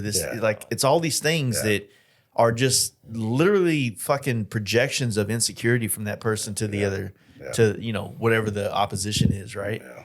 And well, I mean, Choppers gives that bad boy vibe right off the bat, but at the same time, until you ride one and you hang out with guys that ride them and you ride with them, you start understanding a lot more. And which I think kind of how you feel. Yeah, 100%. It's not about. We don't think, I don't think that we think we're cooler than anybody or we degrade anybody else's bikes. Anybody who rides. I mean, you could ride a Yamaha across the country and just not Beaver Bash. I would give you the same respect, for riding. It's not that. It's just, but I'm just saying, it's like, just being on an old bike and be able to, ride it like thousands of miles or even 500 miles, whatever, it's still a feat in itself, and you feel great about that, especially when it's a bike you put together, So it's also the fear too. It's like, I know I put this together 20 beers deep. I did this. This is why I got to worry about it. Then when it breaks, I did that too. Yeah. And just especially how old they are. I mean, if you think about like old knuckleheads, basically a damn tractor motor. You know what I mean? It's just like panheads are, they're a little obviously better, but still not what like a guy that brand new bike is. is. You know what I mean? What? Sounds like a guy that has 2 knuckleheads for sure. Well, I don't know. It's hard. It's hard. It's hard to own one. It's hard to. You can buy one, but you might not be able to operate one. Right. I remember I was literally at Power Plants one day. And we were hanging out, and he had a customer that was coming in that he had to do a little kind of consultation with for a few minutes, just to kind of like, hey, we're gonna go get coffee in a second, but I got the guy stopping away. I got to chop it up with him. And I was kind of snapping some photos, hanging out. And I remember talking to him, and this dude, that he was building this bike for, clearly the Hollywood world, young, guy that either is an influencer or a fucking movie star. I don't fucking know, right? But he was having a bike done. But Yaniv was literally trying to educate him on like, look, if we do that, you're not, how do I say that you can't fucking have that? Right. You can, if you want to ride it, then you have to know how to like take care of this. Right. This isn't Tesla where they come out and change the tire in the parking lot. Yeah, I am curious about like with Yaniv and stuff like that too. It's like you sell a bike, especially an old bike too, or specifically an old bike, and being like, okay, well, this is complete, but it may not work sometimes or whatever. And I don't know that you have the capacity to do it. It's not a turnkey type joint, It's like, how do you balance that with them or whatever? It's kind of crazy to me. It's like, because the shit ain't for everybody to like work on an old bike. Think about it. Like you want to go, you got you're home from being out of work. You have a $80,000 knucklehead that somebody built for you or some shit, right? And then, all right, well, I'm home. I got a couple hours to kill. I want to go fucking cruise this to the rock store or wherever the people do out there, right? Floods it. And, can't get it started. And so now you hate motorcycles because you have a motorcycle that requires more attention than a fucking push start button. You know what I'm saying? Well, I think every bike has a sequence too. Every bike I have has a different, you got to, before you even turn the key, you turn the fuel on and kick through it like 7 times. Then you turn, choke on, and then they're all different, and you got to know the sequence. So you got to learn your bike. You know what I mean? Like what each bike likes to start and how it runs, and just all that. So I mean, that plays a lot into it as well. So kind of tricky sometimes. Yeah, I mean, fuck, dude, that's like part of it. That's part of the appeal to me that I'm like looking for. Yeah. I want it to be a challenge, as opposed to like, I think that it goes back to what I was saying about the person that only has so much vacation time. Yeah. That what they want out of motorcycling isn't problems. It's like always turnkey. Everything works great. Nothing wrong with that. Nothing wrong. And there's nothing wrong. Yeah. It's not like I know you're used to sitting around people that are, usually negative and projecting their insecurities, but the truth is that like, that's the way to go, especially if motorcycling for you is a hobby. It's truly a hobby where you're not waking up and thinking about it and fucking going to bed thinking about it and starting businesses off of it or trying to build bikes for events or, you know, if it's not ingrained into your existence, then like. I think that's just people that are trying to experience motorcycling different. The person that's perfect for is the one that just wants to experience the road and get that adventure of being away from home and on the road. Great. That's great for you. But as you guys have gone, your palates have become more acquired. It's like, you know what? I've done that. For you, especially, Jace, now you're like, okay, I've done that enough times. I want something a little bit more of a challenge. I want something that takes, I mean, you did that with FXR. You said, I wanted to strip away comforts. Well, now there's nothing more uncomfortable than a hardtail. Yeah. So we're going to do it, and it's not going to be easy. Yeah. And I want to show that it still can be done if you want it bad enough. If you want it bad enough, you're going to take the time, you're going to learn it, you're going to build a custom motorcycle. That's part of the process. You're more about the process than that, hey, I just want to go ride miles. You've done that enough. What do you guys think about this? I feel like there's also a big aspect where a lot of people just kind of want to be in the circle. Oh, you get that? Oh, for sure. Oh, for sure. I mean, you get, and nothing, not taken away from this, but we've seen it 1,000 times. We got guys that want to have a chopper, and they put longer fork tubes on their Sportster in a different seat and handlebars, and they consider it a chopper, you know? Yeah. And it's because they want to be in the scene, and that's the thing. I mean, I've been there. You know, we all start supporting there. us. That's what it is. You know, it's like comes back to like that guy that's riding that easy key turn bike and shit like that, and then like he sees you and he's like, "Fuck, dude, I didn't even think about bikes like this," or like whatever. And it's like something cool about like putting on somebody like a different thought of it, you know, a different way of life. Yeah. It's cool. It's like being like, "Oh fuck, dude, I haven't thought about this kind of bike since I saw this movie back, Easy Rider, usually, you know, or some shit." Yeah, it's being like, "Oh, okay, now they're maybe not inspired, but they're awakened to this shit still is around." And well, see, and that's what happens with the Sportster thing. Like, you know, most guys, I started on Sportster years and years ago, right? And I started kind of chopping it up. I wanted to be my own, you know. So that's when I noticed Clip that. That's when I noticed it. That's when I noticed I wanted all my bikes to be my own, like, you know, have my own flavor to it, whatever. Yeah. But going into the Sportster guys, like, they either that they're happy with that and going to riding from their house to the bar, or they evolve from that and kind of like what we did, you know, want the panheads, and then you want a knucklehead, or then you want a customized bike, or you want, you know, a whole bike that's your own style and like fits you, and you know the sequence how to start it and all that. And so it kind of evolves from there. I mean, it all evolves around to like how much money you can put into anything. Well, Sportster, too. Best fucking bike ever made by right. Yeah. Like well, I'm not putting it down. I'm just saying that's where a lot of guys start, and you know, it either evolves to more or they kind of stay in that zone. But at the same time, they want to be in that circle. Yeah, I brought that up because I was remembering this conversation I had with Elliot that you know, runs the barbershop my wife works at, the High Lonesome, and he had said that that he was a cool dude, but he really didn't really care about the bikes. He just wanted to be a part of the scene. And I was like, fuck, it's like I forget that there's this thing that we're a part of as far as like people you know and friends. You know, you're getting invited to events and parties and things like that. Like, there's that aspect to motorcycling that I take for granted because it's so ingrained in my life.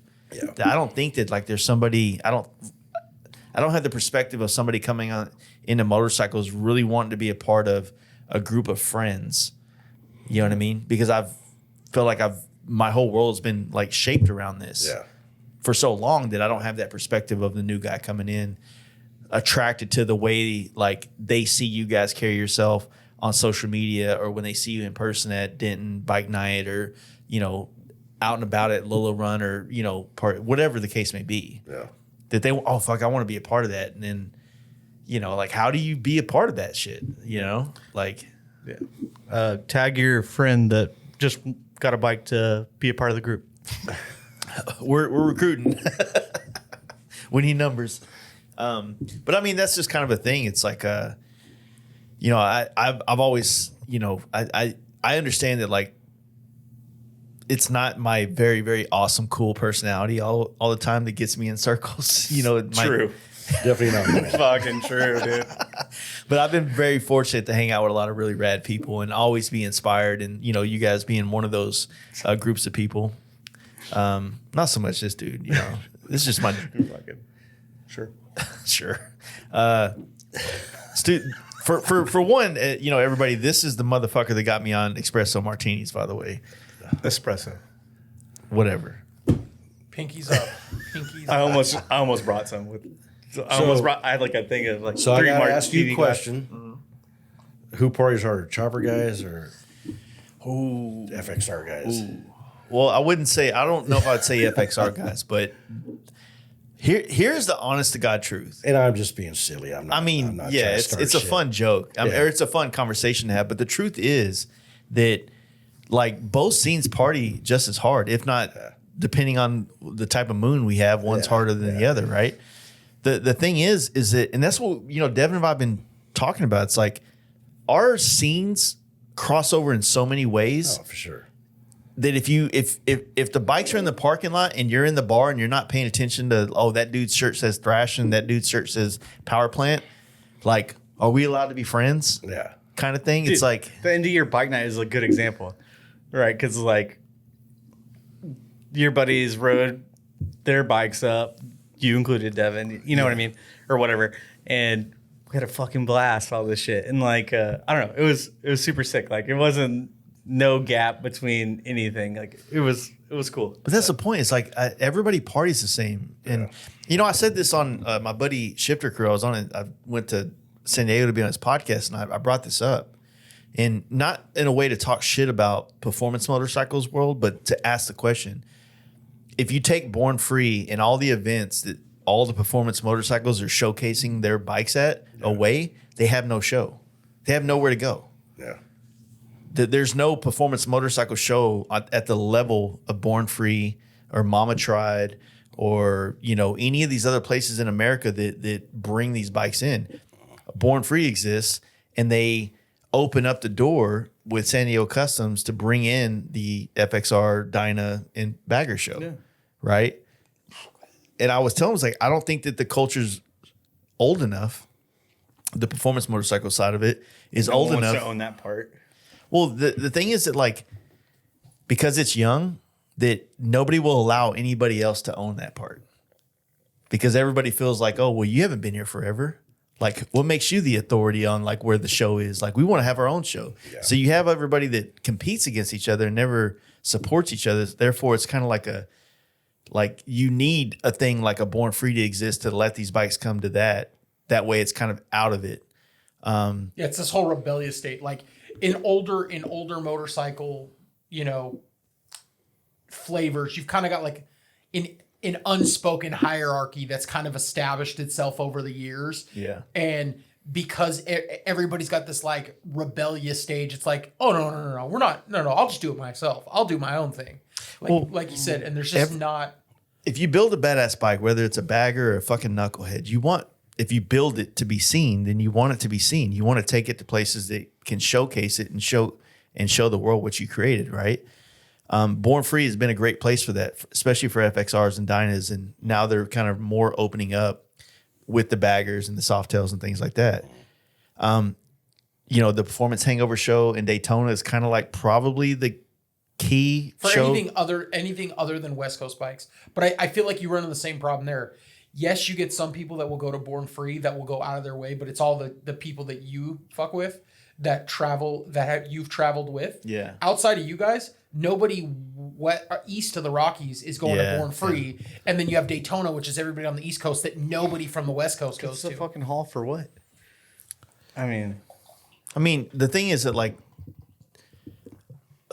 all right, you have trying to really package this. The Bloods and the Crips of the performance world. The performance bike world is there is.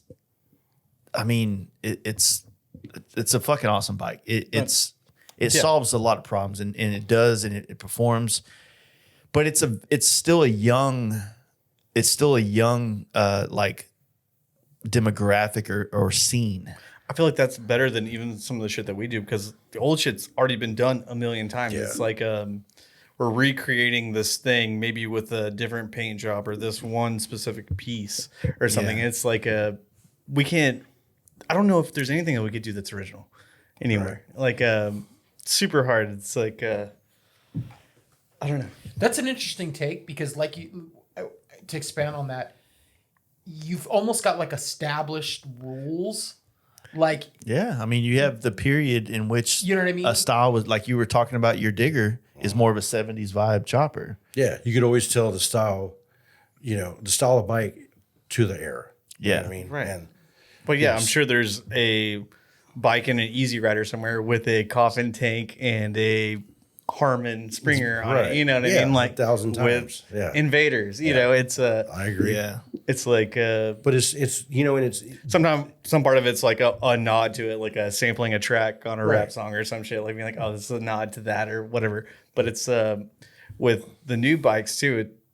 I don't know, and You I got, like, can't an really open palette, I can't like- speak on it. But it's like, is it some? Well, maybe I'll just ask the question: Is it more of a question or more of a thing to be like, oh, I have this budget to put these certain things on there, and it's like, okay, he put that on there. Is that nice, or whatever? Yeah, It's yeah, like yeah. who can put the most money into the motor, the biggest motor, whatever. I don't know. I'm super uneducated. no, uneducated on it. it is kind of like that, and not in a bad way. I mean, it's kind of one of those things where it's like if you have a 2023 or 2024 Road Glide, and every once in a while you get a little $1,000 extra that you can throw into it, and Yeah. one day it's cams, the next day it's a swing arm and things like that.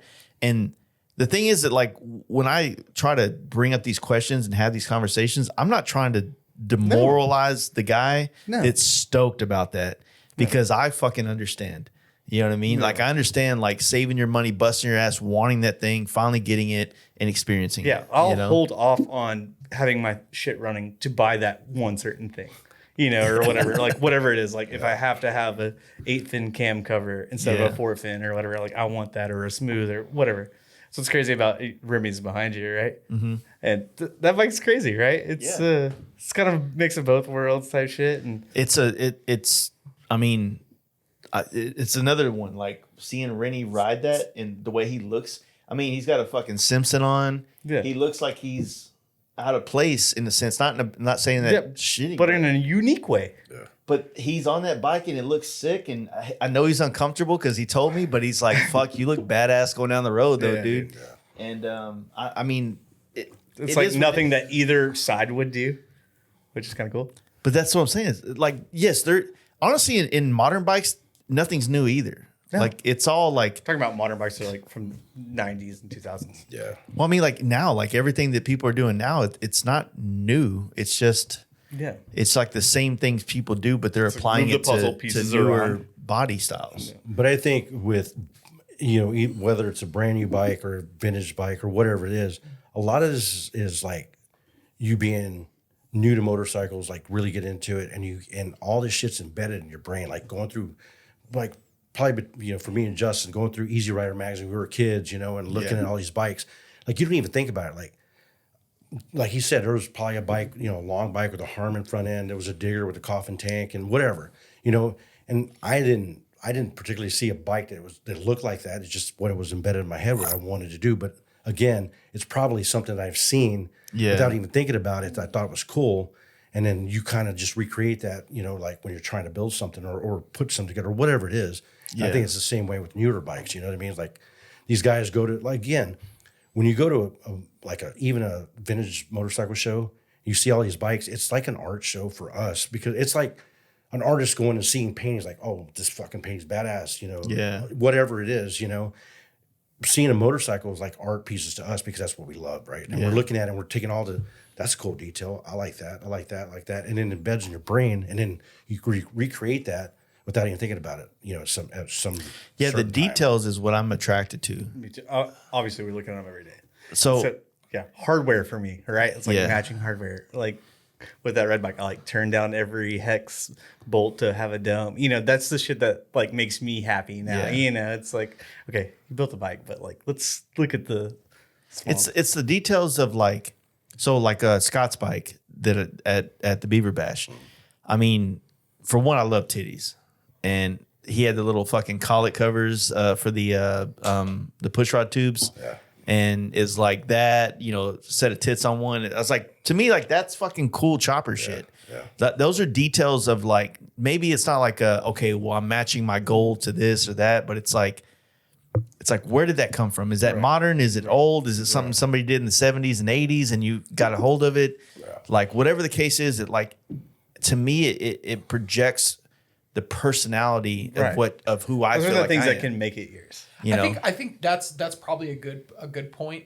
I think choppers feel like they have a soul, and right now performance baggers, not that they're not cool, they just feel soulless. It's just a checklist. We're gonna go down. Okay, did it get paint? Yep, and we did a panel paint job. And does it have the powder coat? Yep, it's got the powder coat. There's boxes to check. Exactly. Instead of having a soul and being like original that tells who the person is. Right. Well, like even the shovelhead you bought, you don't know the story on that. I don't know, You don't know if some dude got pulled over and he was fucking high on meth and his girlfriend's on the back with her titties hanging out and they were in Daytona. You don't know. Like every old bike has a story and we don't even know it. And that's what's great about it. Like you said, they have a soul to it. And I look at that like, where's this fucking knucklehead been? Or where's my panhead been? Or like, who had it before? How cool is this motherfucker? I mean, did he kill somebody? Was he in prison? You know, like you don't know the story. That's what the greatest thing about these old bikes to me. It's like like you said, they have souls. Yeah. They have a story that we'll never know the whole story about. It's just fucking crazy, you know? I think old motorcycles in general are just kind of cool like that. Like, you know, me and Justin, we were talking downstairs about that FXR you had, that Parrot's painted. Like it, He built, right? Parrot's built. Well, You can he tell- painted the frame, but I think Oliver Jones put the trans and all the Nest stuff on it. Yeah, what I'm saying is that bike itself is very unique, and like you're not the first owner to have it. You're not going to be the last. You're obviously not the last owner that has it, right? So what's cool about that is the fact that just like an old chopper, at some point you guys aren't going to have them forever. So you're going to sell it. It's going to go on, and someone's going to remember it. And I think a lot of times, because the new choppers that you guys build are even indirectly, they're odes to bikes that have been built before. There's a lot of memories that come with that because they've been around for a long time. Specifically for me, that being bike is like a cookie cutter, basic formula: Wassel tank, fender, short bike, Springer. You know, it's just like anybody could build this fucking bike. And I don't know, it's they can, but at the same time, same thing with my red bike. You got got the muscle bike. You know, you got to have like all these guys are building these fucking bikes like this. Yeah, but here's the thing: is even though you're saying anyone could build it, but here's the thing: what's cool about it is it's still unique, but it's still because anyone could build it.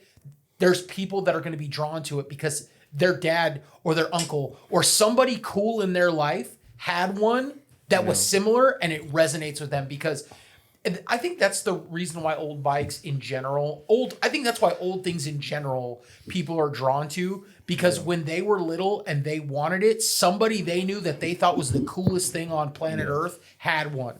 Yeah.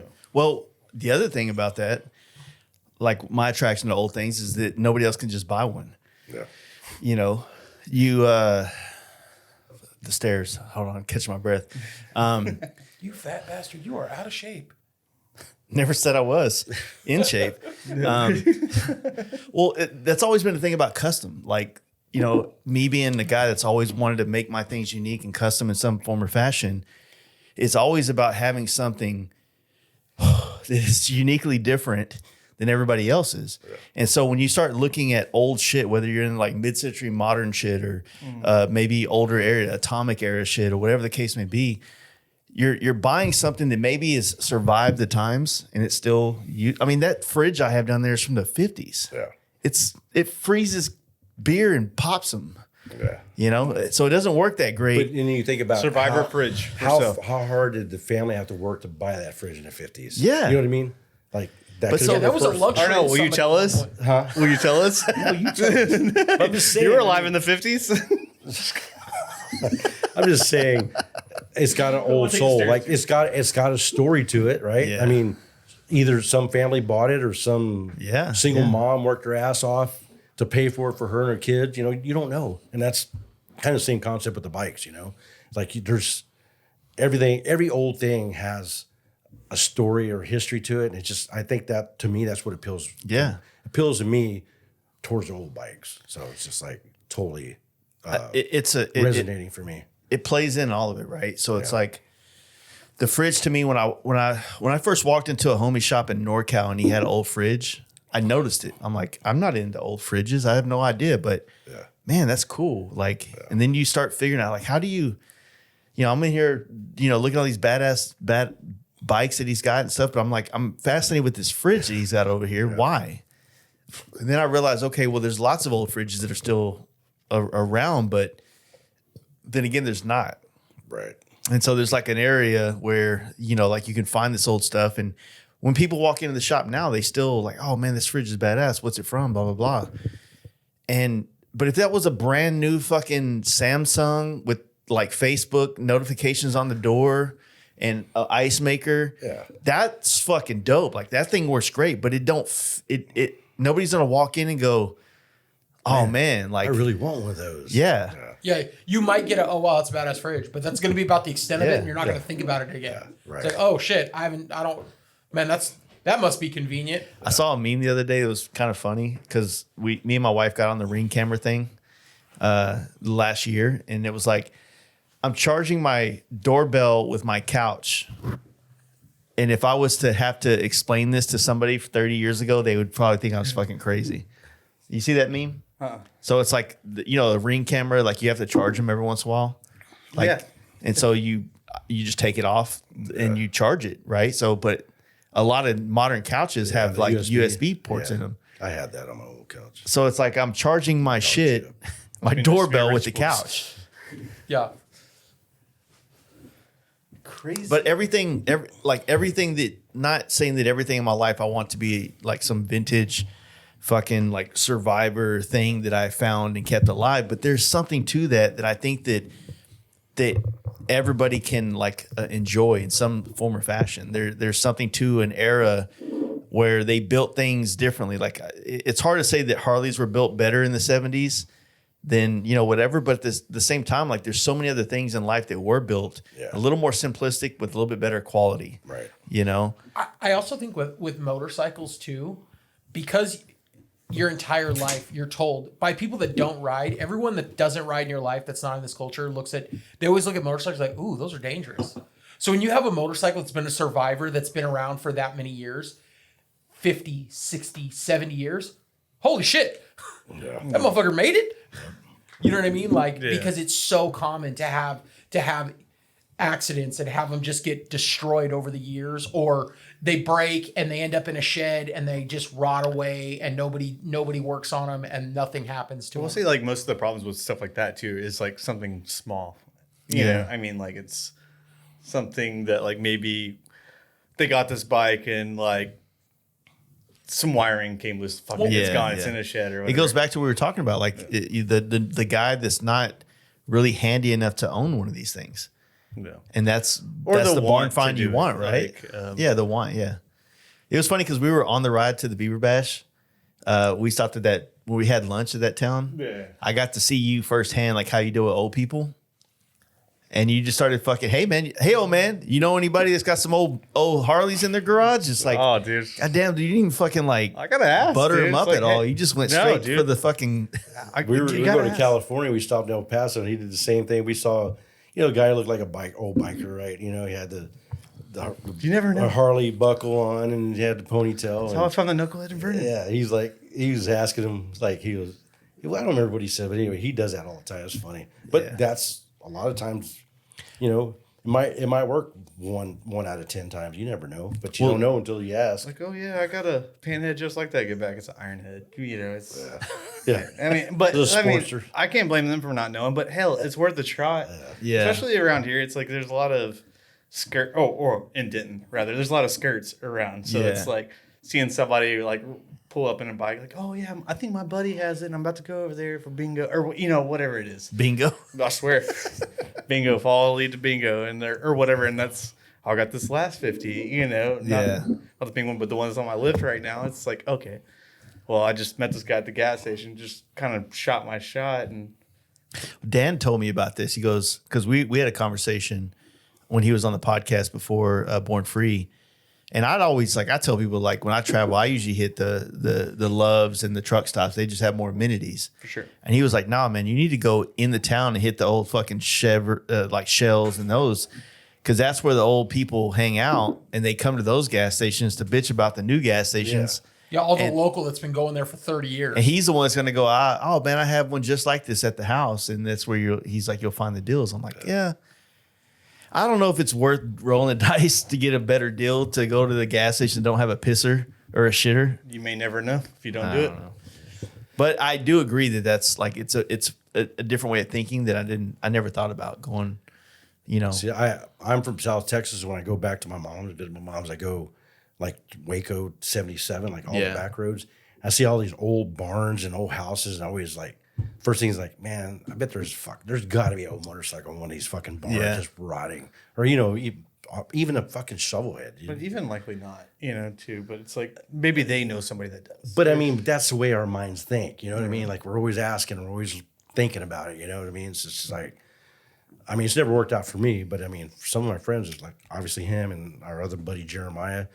They've found deals like that before just by talking. Also, not to say not to come to the swap meet, but I love going to car swap meets more for bikes than motorcycle Don't swap they meets. do a big swap meet at fucking like the Texas? Pate swap meet. That's Pate? I've Okay. done the best I've ever done out there because like When's Pate? When is it? When is that? it's usually in April, right? March, April usually, and I mean car guys don't value bikes like that. It's like, oh, I bought this Corvette and I have this motor in the back. I don't even know what it is.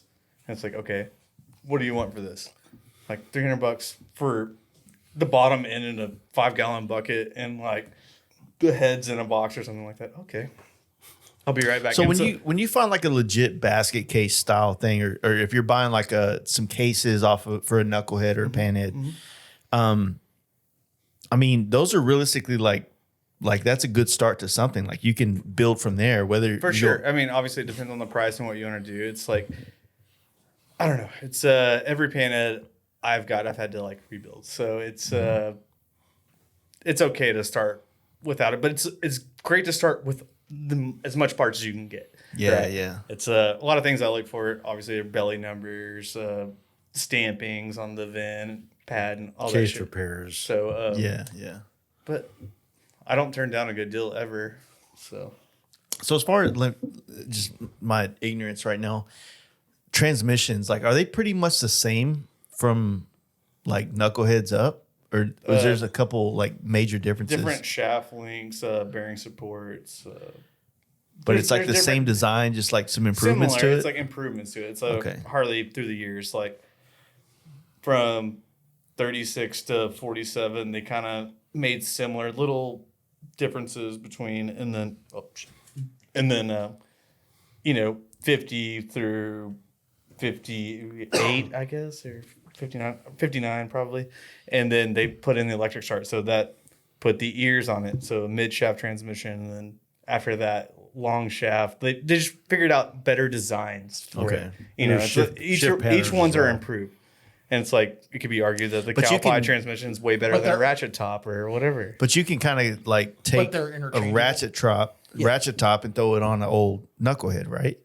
No, they're all ratchet tops. Oh, okay. Basically. But no, so like the length of the shaft it for puts it up like too much, matching up with your motor for your clutch basket and everything. It's like that matters. Yeah. And so We had this conversation a few months ago trying to they was trying to find a mid shaft transfer. mid shaft versus like short and long shaft.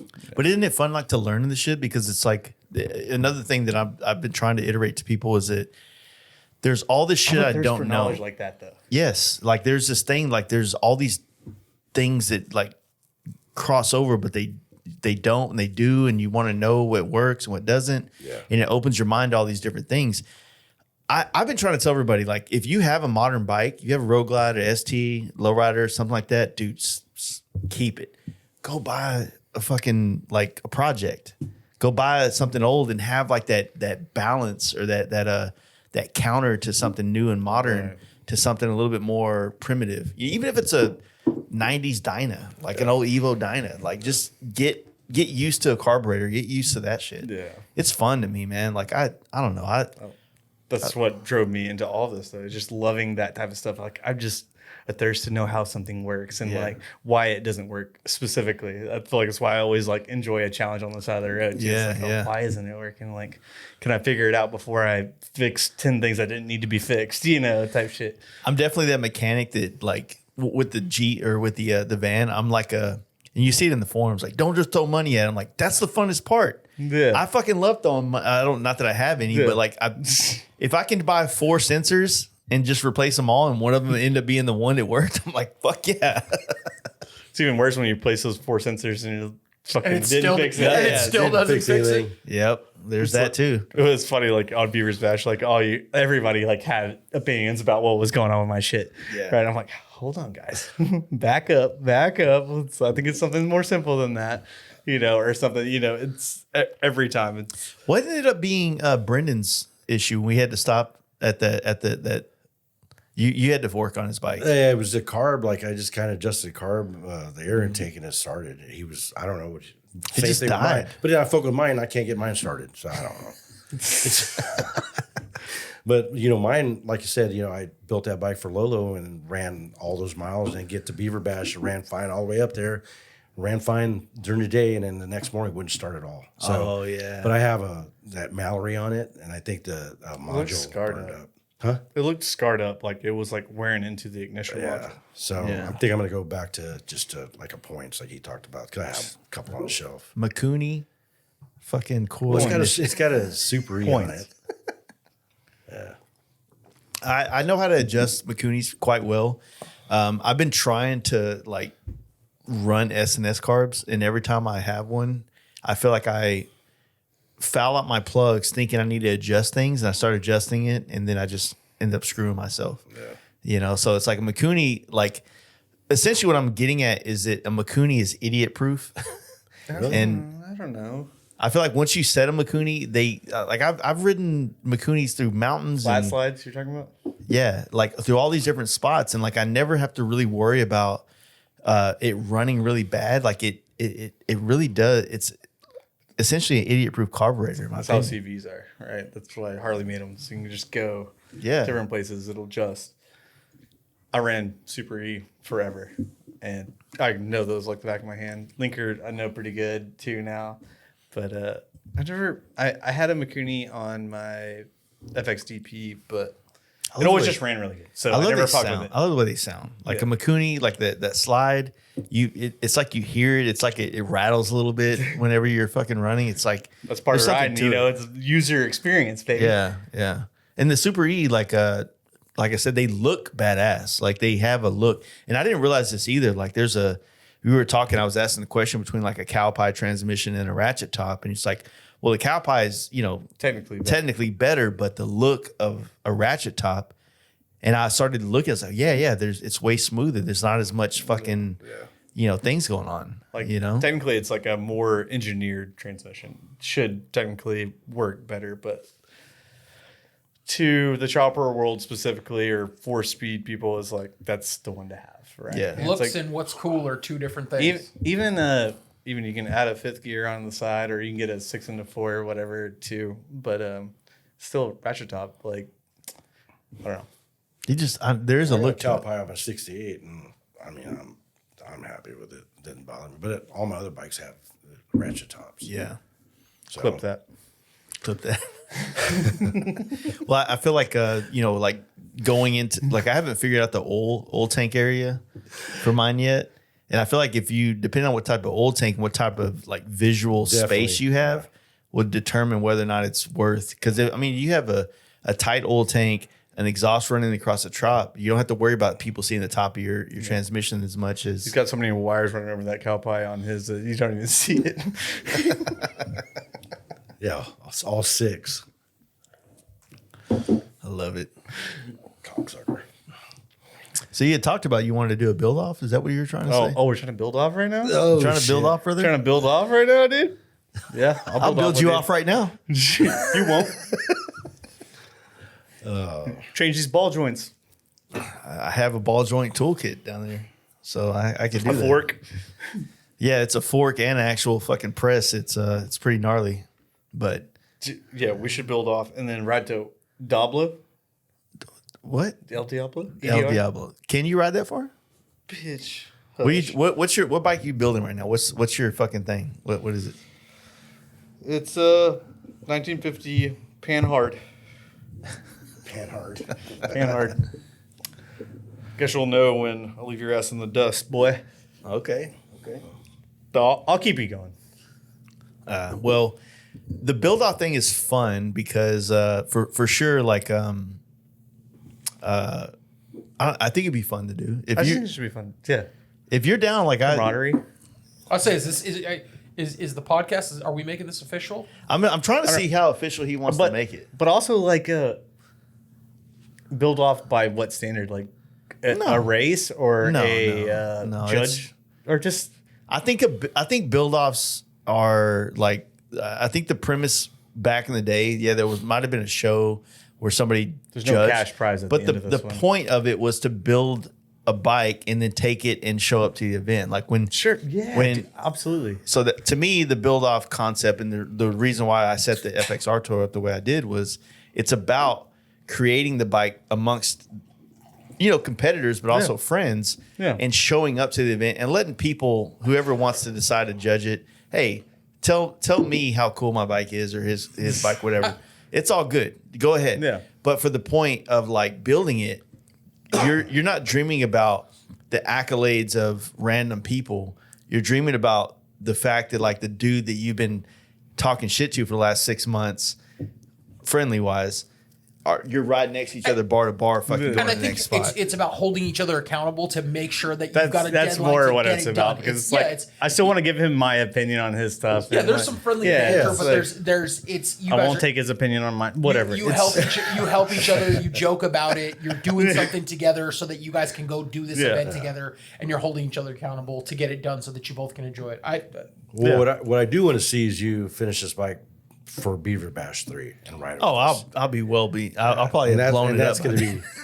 Well, I mean, I'm sure you will. Well, depending on what we were talking, Beaver Bash 3. Just But keep oiling it. I just think that's going to be awesome. To actually you be on your FXR to the following year be on a fucking chopper. So it's going to be I mean, for you, it's going to be a different experience, obviously, but it's going to, for us, we're going to be proud of you for doing it and honor for you to be with us. You know what I mean? So it's going to be cool. So Yeah, the camaraderie, the whole deal is like what it's all about. You know what I mean? And giving each other shit, and he's the best person to give you shit. He's gonna fuck with you the whole way. So be ready.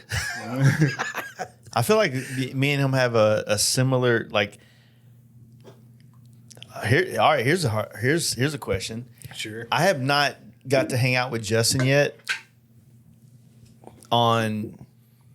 Like it's always been on Justin's level of like 100 miles an hour. Like we're fucking going and Rager. I haven't had a serious talk with Justin yet. Good luck with that. Okay, Honestly, Dad. does Justin have serious conversation? I want to know, like, are we going to talk about healthcare one day or fucking like, like the What you want to know, baby? I'm just saying, like, I don't want to do it now. This is the time or place, but like, but the thing is like, it's like, every time I know what you mean though. you- It's like we have a thing that we're doing and meeting to do this specifically normally like at a bar or like something.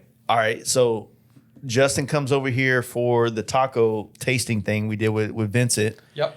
He's the first one here, the last one to leave. We're fucking shit faced, both of us. Yeah. That pretty much tells you how all this is going. Burnouts. I'm shit faced. The bike And night. I wasn't. He was shit faced. Well, yeah, I was. I think I was just hanging. I was just in Denton land. You know what I mean? But the last bike night in Denton, I was shit faced, like beyond. Like I, Yeah. I got in the car. He was my designated driver. I was like, whoop. I wish I wasn't that drunk tonight. Honestly, we didn't need the last martinis that we had.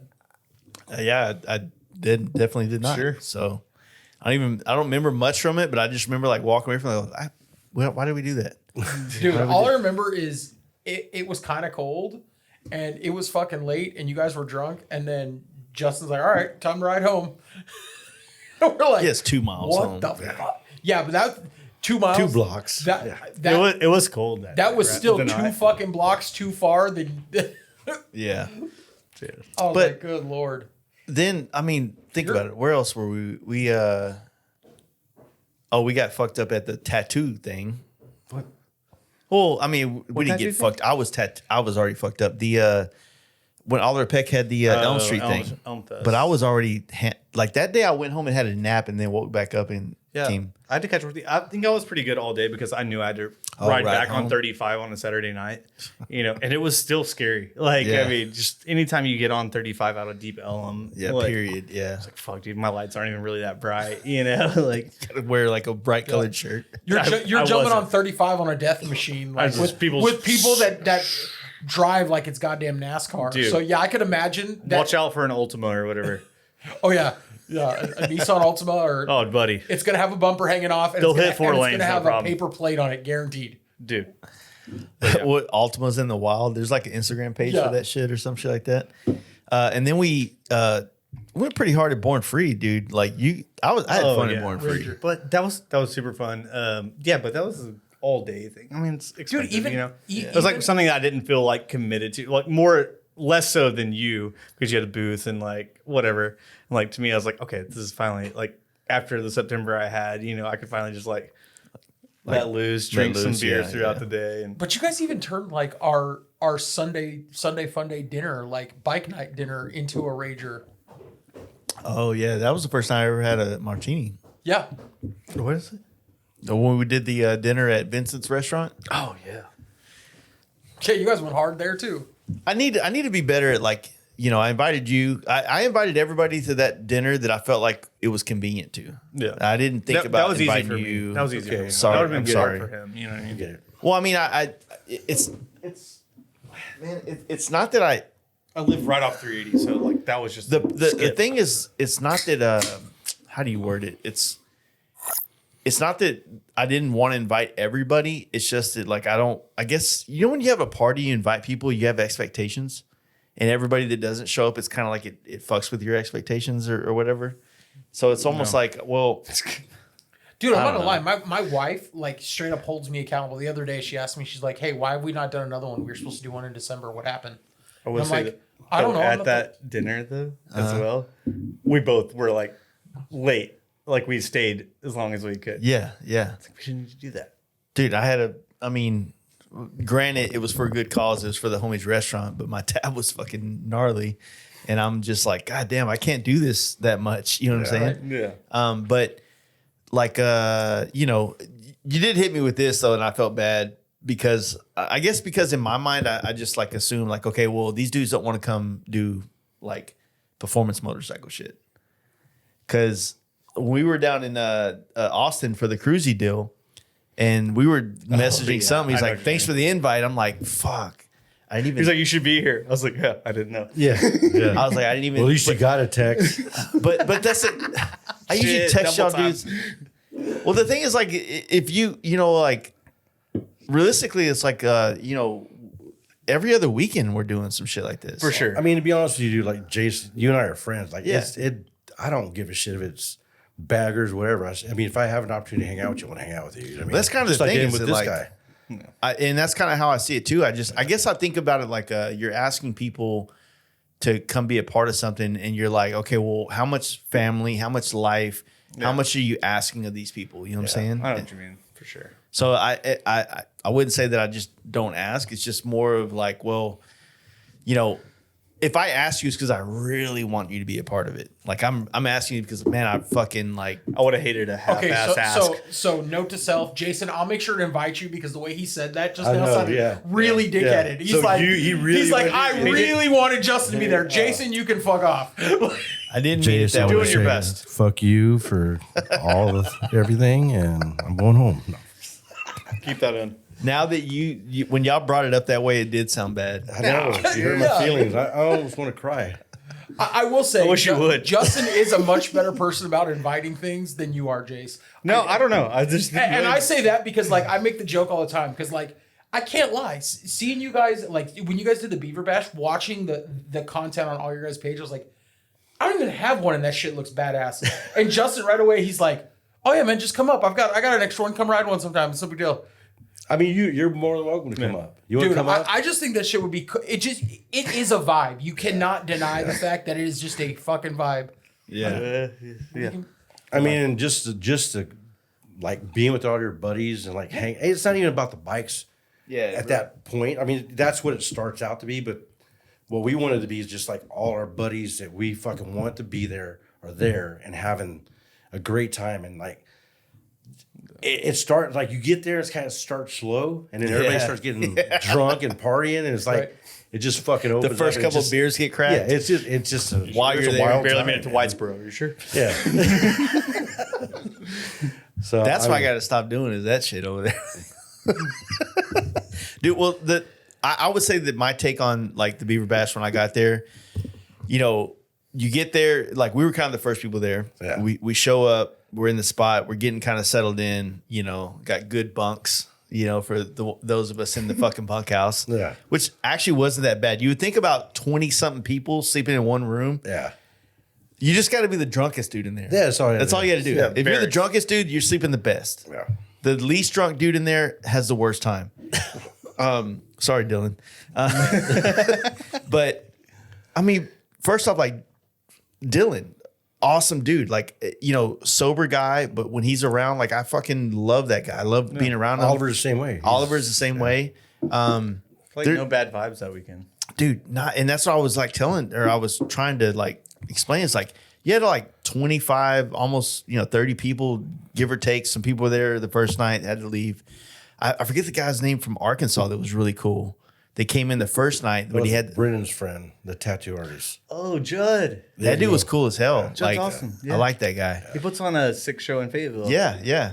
And so, I mean, you have all these people coming in and all the vibes are good. Everybody's fucking happy. And it's like, okay, well, all right, next day it's, we're judging the weather. Can we make it to the dinner spot or to the lunch spot or not? It's like, but we all get caught in the rain and nobody's like pissed. It's like, it is what it is. You know what I'm saying? It's the experience, you know what I mean? And that's the thing, like, What am I do? Not if, right? if we ever invite somebody and they come out and they fucking just change the total vibe where they want to fucking fight or argue or have, whatever it is, that's not what we want. I mean, what this is about is like kind of like just a brotherhood of guys like having fun, and like we all love motorcycles. Obviously, we all love choppers. Yeah. But at the same time, it's like we want to have a good time. Like we all have family lives. We're working our asses off, to pay bills. We have girlfriends, wives, fiancés, whatever it may be, kids. But that's our moment to get just to be wild ass Get to guys. unplug from that for a minute and just get to be in the moment. Right, right. And I mean, and not do anything shady behind our girls' backs or anything like that, but just being dumbasses, like boys, you know what I mean? Yeah. Like The one disappointment I have is that I was taking the biggest shit in my life. And I was in the bathroom downstairs when everybody did the main photo. yeah. And he called me or some shit. And I was like, dude, I'm like in it right now. I can't walk away from this. Locked in. I'm plugged into this toilet right now. And then I come upstairs. I didn't know we were doing the big photo, the big shirtless photo situation. And so they did a mock one for me afterwards that was like, it didn't feel the same because everybody was like, oh, I already put my How do you shirt know how back it on. felt? You weren't even there. Because I saw the images, the first ones. He saw the raw emotion in the first one. He's like, Maybe we were happy because you weren't there. There's also that. they said finally the FXR guy fucking fucked off. Yeah. Had a fucking opinionated fuck. He's finally We all taking had the to shit. pretend that we said he had a chopper all weekend. We're sick of it.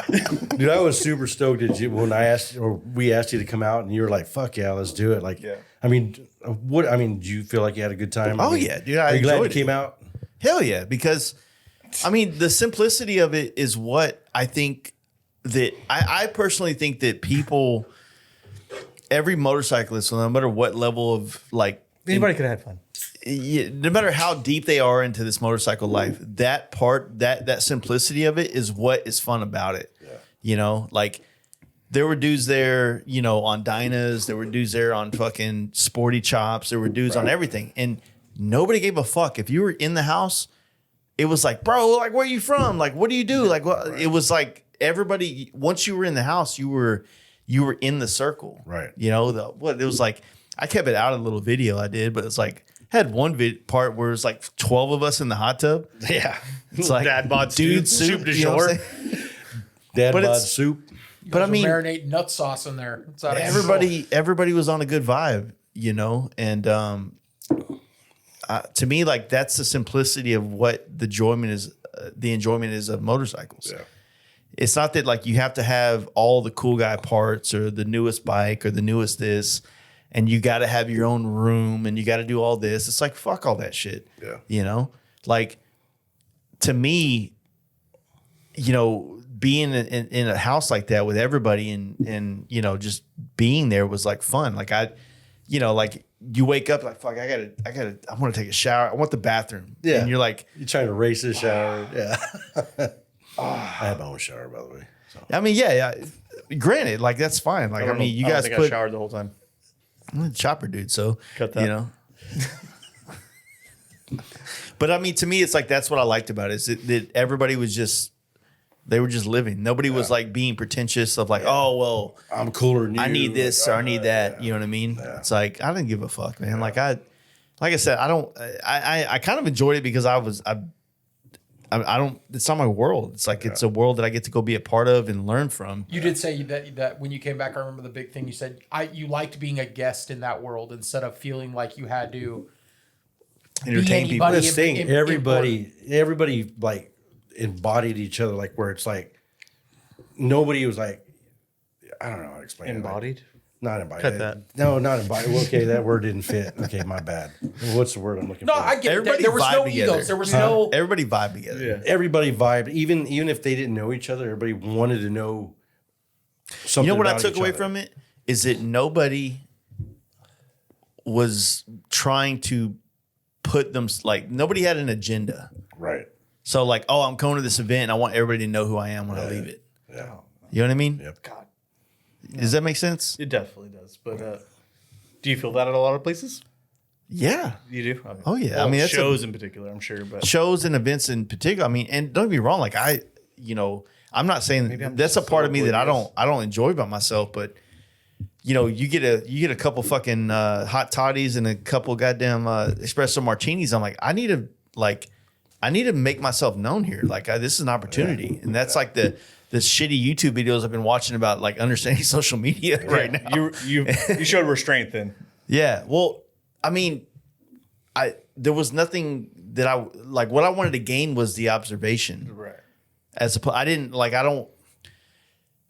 You know, on the outside looking in, maybe I don't know. Maybe just thinking hindsight. Maybe like, oh well, that guy's like, you know, Fast Life Garage, blah blah blah, whatever. I think that's maybe why it's like an invite only thing too. yeah, maybe he thinks he's here because he has a fall or whatever. But it's like no, like I'm here because I fucking know Yeah. you guys. I got invited, and I want to I just want to be here. I just you know Well, whatever. I mean, and everybody, there's talent. There's you, there's talent. There's Oliver's talented. You know, Scott, Dylan, like, yeah. There's Dylan. All these guys have huge names for themselves, but nobody's bragging about that. Like, we're Yeah. not even Crazy, thinking like about that. even you bringing it up because I had like Yeah, I wasn't don't even on my think of it- radar about it. Like, yeah, we having don't that think stuff. about it like that. We think about it like, like friends. You know, like Yeah, like, exactly. this dude's cool. Like to fucking hang out and like ride. You know, it's not about all that. Well, with when us. you take a individual or a brand and you like you put Born Free on the map or like Cook's Corner or something like that, and I'm putting all my eggs in a basket to take whatever bike I painted, built, whatever, to go to Cook's Corner to try to make a name for myself, then the entire time I'm at Cook's Corner, I'm projecting like, hey, my name's Jace. I'm Fast Life Garage. It's a business thing. Right. And so you're less likely to be like is genuine inviting. or genuine. Yeah, in- kinda in a genuine. sense, Like not that you're disingenuine because you're Right. trying to promote your brand. It's just that you're Don't wanna show brand bad promoting face. first, trying to be personable second. Well, you said this before, Jace, like where a lot of people don't recognize it in the motorcycle industry because it's your job, right? You work in the motorcycle industry. A lot of things you do motorcycle wise is still a business Yeah. transactional situation. And that trip, there was no there was no Well, that's the other transaction thing. involved. There's no It's like, agenda. I'm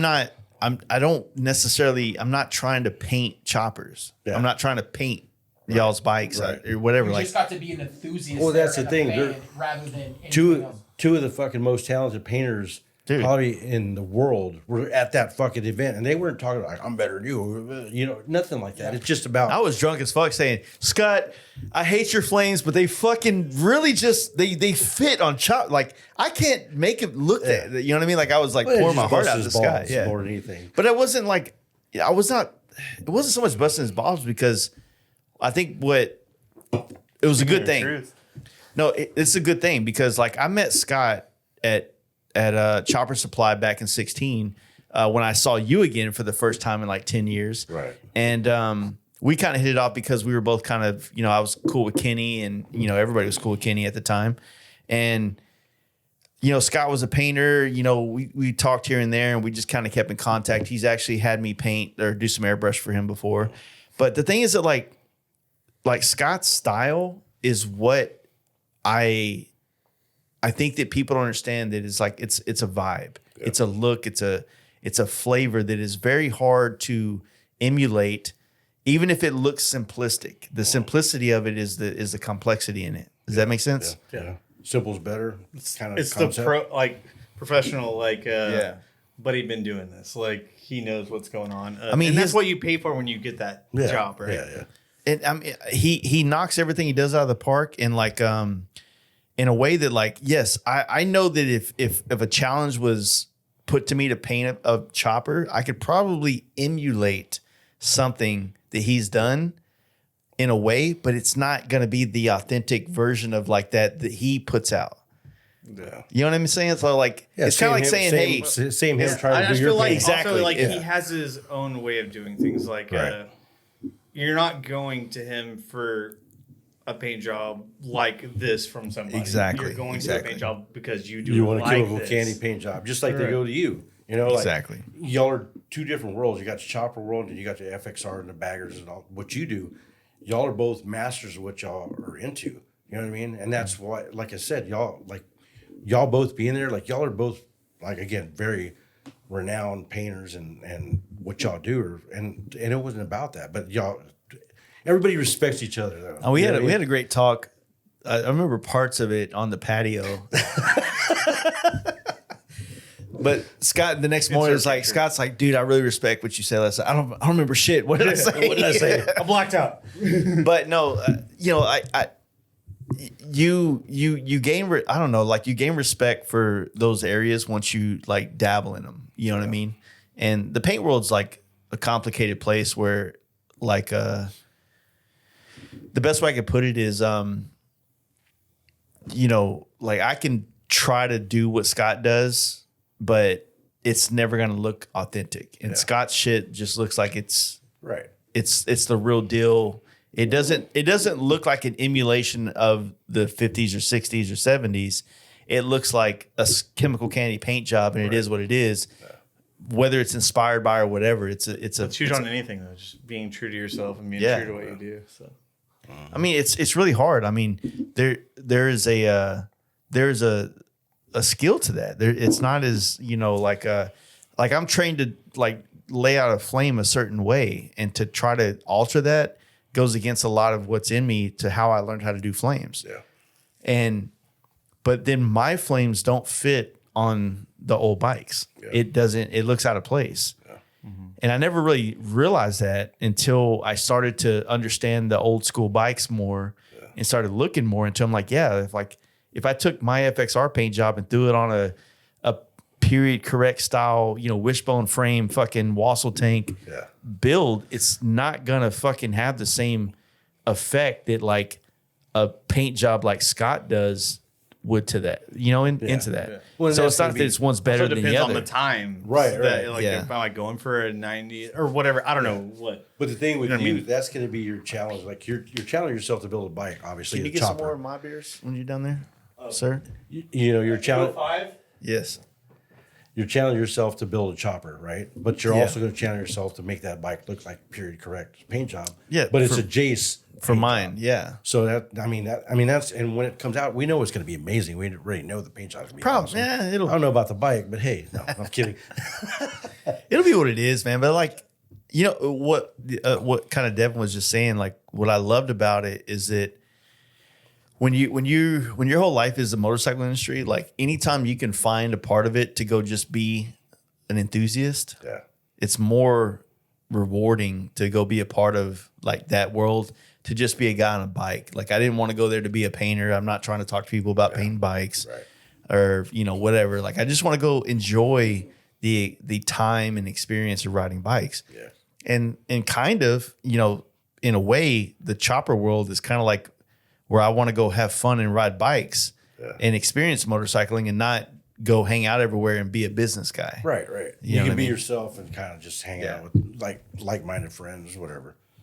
So, most definitely. Yes, it's perspectives, man. It's all up in the air and different and whatnot. But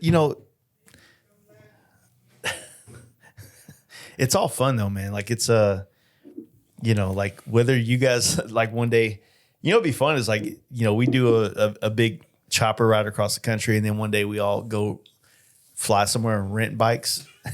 Hey, I'd be down for that. Hey, Eagle Rider, hook it up. Yeah. Justin and I have been talking about getting like STs and fucking ride around the country, Like I have no problem with that either. I just want to ride, And it'd be nice if I could be able to go out and fucking push the button to start and make sure it's gonna run. Yeah. You know how nice it is that I have all this storage space Yeah. for all my bags, and I don't gotta tinker with it. I can just start this motherfucker up and go. I've had several bikes like that. I had that Road King that Gary Yeah. painted for me, and then I got a Street Glide that I had for a few years, and Okay. I sold them. They just weren't my vibe. I guess I don't know. Well, But now I want. But I think a lot of it. I don't like the big bags or everything. Like ST, I think I could manage. I'd keep. So I think that's kind of the route I want to go. Yeah, but like the bikes that you're going to be, I thought I wanted the newest Road Glide. I really, there's a part of me that still wants one, but at the same time, like, there's a part of me that is kind of not stoked about it. Does that make sense? Like, it's how do I word it? Like, the technology and all the shit that's there, it's amazing. Like, that literally when I had my last Road Glide, I was like, all we need is a good infotainment center and, this, and now it's all there. And it's like, for some reason, I'm not drawn to it the same way. Yeah. We were talking, I brought it up earlier. Sunday, we went on the big little cruise around Dallas and I was looking at our buddy Jacob's bike and he has a really dialed ST lowrider. I'm like, man, I kind of like am kicking myself in the ass from selling mine because right now, like, I kind of want this again. Yeah. You know what I'm saying? Yeah. It, like you said, it's got the bags. So what happens is like, I'll go to bike night or I'll go on a ride and I want to bring my cameras, but I don't want it strapping around my neck. So it's like a bag would help. Yeah. You know what I mean? Yeah. Or a fairing, in the colder weather blocks a little wind, I was telling him that we've been talking about getting STs and like doing longer rides and stuff like that. Like eventually. Well, I told him what we could do is like we'll do a chopper trip, and then we'll figure out a way to get Eagle Riders to sponsor us some bikes to do a fuel injection trip. Or go one way with the choppers and to get them like back here and then do the maybe opposite. ship Ship them opposite. out. Yeah, I would love that. You guys want a Harley leak right now? Calm down, dude. What you got? They're bringing the Dyna back. How long were you sitting Insider on that? information. How long were you sitting on that, dude? And Since first way off, before I got here. fucking low blow, dude. Calm down. Yeah, as soon as he said that, I was like, I feel like that's a setup. It was. I heard they're bringing the rocker seat back. Best bike ever made. Crossbones, dog. Crossbones. Flip out seat. Yeah, dude. Yeah. What else? What else? What else do you need? To have 300 rear tire? It's a low blow, dude. First off, my leak source is dried up. I have no idea. Like the anonymous numbers that used to send me messages don't send me messages anymore. So I have no idea what's going on with that. Sure, dude. Seriously, like, well, I guess there's nothing really big coming out this year that's worth leaking. So That's the Dyna. Dyna 2. Dyna 2. first off, if they brought Flip the up Dyna lights. back, if they brought the Dyna back Flip up before lights. they brought the Hard FXR back, there'd be like a civil war in Harleys with like Dyna Bros and FXR Bros going at it. It's a Dyna with a Evo. I don't know what I'm talking about. It's just, you don't even know what the new bikes are. Like, you don't pay attention. No. Got insider information though. Yeah. Evo Sportster coming back. What do you think about like, are you gonna do Nitty Gritty this year? You gonna be there? What's the dates? It's like late March, like the 20th, in the 20th range. Yeah. What, like, do you do anything special for that, or you just being there drunk? Did we talk about getting an Be there sober. Airbnb? Airbnb. No way, dude. No, I guess Yeah, stay on the spot. Yeah. It's there, well, dude. I didn't go last year. I was So sick. Yeah, it was sick, dude. Yeah. You just gonna camp out? I mean, it's like perfect camping weather, in my opinion. Yeah, I agree. I didn't last have a lot of year. homies that already booked like all the Yeah, they're all the gone. cabins are gone. I talked to Eric. Dude, honestly, like we know them, so we'll shower. All you need a cabin for is a shower. It's such a cool spot. Yeah, I was like driving So there. you're I was saying like, you can hook this us up is with in a the shower? middle of fucking I think so. nowhere. This Like, be- what is Yeah. out here? And you like turn down this like weird residential thing, go around. Yeah. And you're like, what the? A pond, slides, like old Western town shit. I was like, I feel like just from looking at the pictures, it looks like it's like the Western version of like a Renaissance fair. Like you just randomly Yeah. show up and you're they like, made a Renaissance fair there. oh, but- you can tell that they just do reenactments But it's here. it was Well, fucking fun. It was What cool. I can say is Eric Vaughn from Eric Distorted Garage, he did a good job putting that together. Like yeah. I don't know how he nailed that spot, but I mean, I didn't go last year, but just the pictures. And I mean, he talked videos about it I on the saw. podcast, and it's been a while since I remember what we were saying, but like, you know, he brought it up. We had the podcast afterwards, and I've been to Nitty Gritty when it was down in Conroe. Had a great time. me too. Saw people lose fingers. Saw people jump over fucking fires. Yeah, I was there that night. The guy broke his ankle. Yeah, I mean, great time. But this event, like, I mean, maybe I don't know. Like, That's a cool setup. did you stay up all night with me? No, yeah, we walked around. Were you there everywhere. whenever I made the dude cry? I don't know about that. Yeah. Oh, okay. He'd never come so hard and you made him cry. There was this deal. Like we did the whole thing where we were walking around like raiding people's campsites for beer, We did. and then we got back to the downtown part of the old West Town thing. Yeah. And when I get drunk, I want to have deep conversations, and it's the stupidest shit I've ever done in my life. It makes Podcast. it makes no fucking sense. Why do I want to have a serious conversation right now? He does do that. It's the one reason why I don't want to drink anymore, because I feel we like can it tell fucks he's me fucked, up all the time, right? But He does get the good, the bad, and the ugly when he gets drunk, and he's gonna have a conversation. There's nothing wrong with that, though. It's either gonna be great. It's Like gonna be goes into podcast mode. yeah, podcast, But like real what's life his name? podcast. Jordan Peterson. Oh. He goes Jordan Peterson. mode. I gotta go do all this, you know. However he talks, whatever. But and so we had like walked back up to the downtown area. Like Dylan was still tattooing in the spot. There's a couple people hanging out, and some dude just started talking to me, and I don't remember any of this, but I started having a deep conversation with him, and I just like started hitting him with some like. The problem is I listen to people even when I'm fucked up, and I listen enough to be like, you know what? I've heard this before. You need to stop being a little bitch. And you can fuck all the way off. and then next thing you know, like I'm just like I've listened enough. I made the decision. You're being a little bitch. Stop being a little bitch. And then I just That's how you made him cry by walking off. well, no, like I kept telling him like you just gotta fucking grow up, be a man, you know. And I kept doing it, and apparently the dude was like, I this is all second. I was there, but I was not there. Lights on, nobody's home. But I don't know, man. It's like I had a great time there. It was fun. It was like that kind of shit happening. But you know, I am trying to figure out my my relationship with alcohol, because it feels like it feels like every time I drink, I just Yeah. Well, we see you're trying to. Anyway, if you're that guy, comment below if you're him. Well, when you're around people that know you and know your intentions, it's easy to kind of like put out some stupid shit, right? But when you start like getting around people that don't really know you, don't know your We were vibe. kind of walking around like to everybody we didn't Yeah. know. Like that night. Yeah, hey, what's up, man? oh, my son's here. It's his first time at fucking band camp. And we're like, oh, hell yeah. And we're like, they're like, hey, you want a beer? Like, that's what we were waiting for. Anyway, we're out of here. Thanks. All right, thanks, bud. You know, and you like, by the time you listen to them tell their story, you're like already done. Yeah. Hey, can we get one for the road? You know what I mean? Oh my god. Yeah, we did do that. I forgot about that. It was fun though.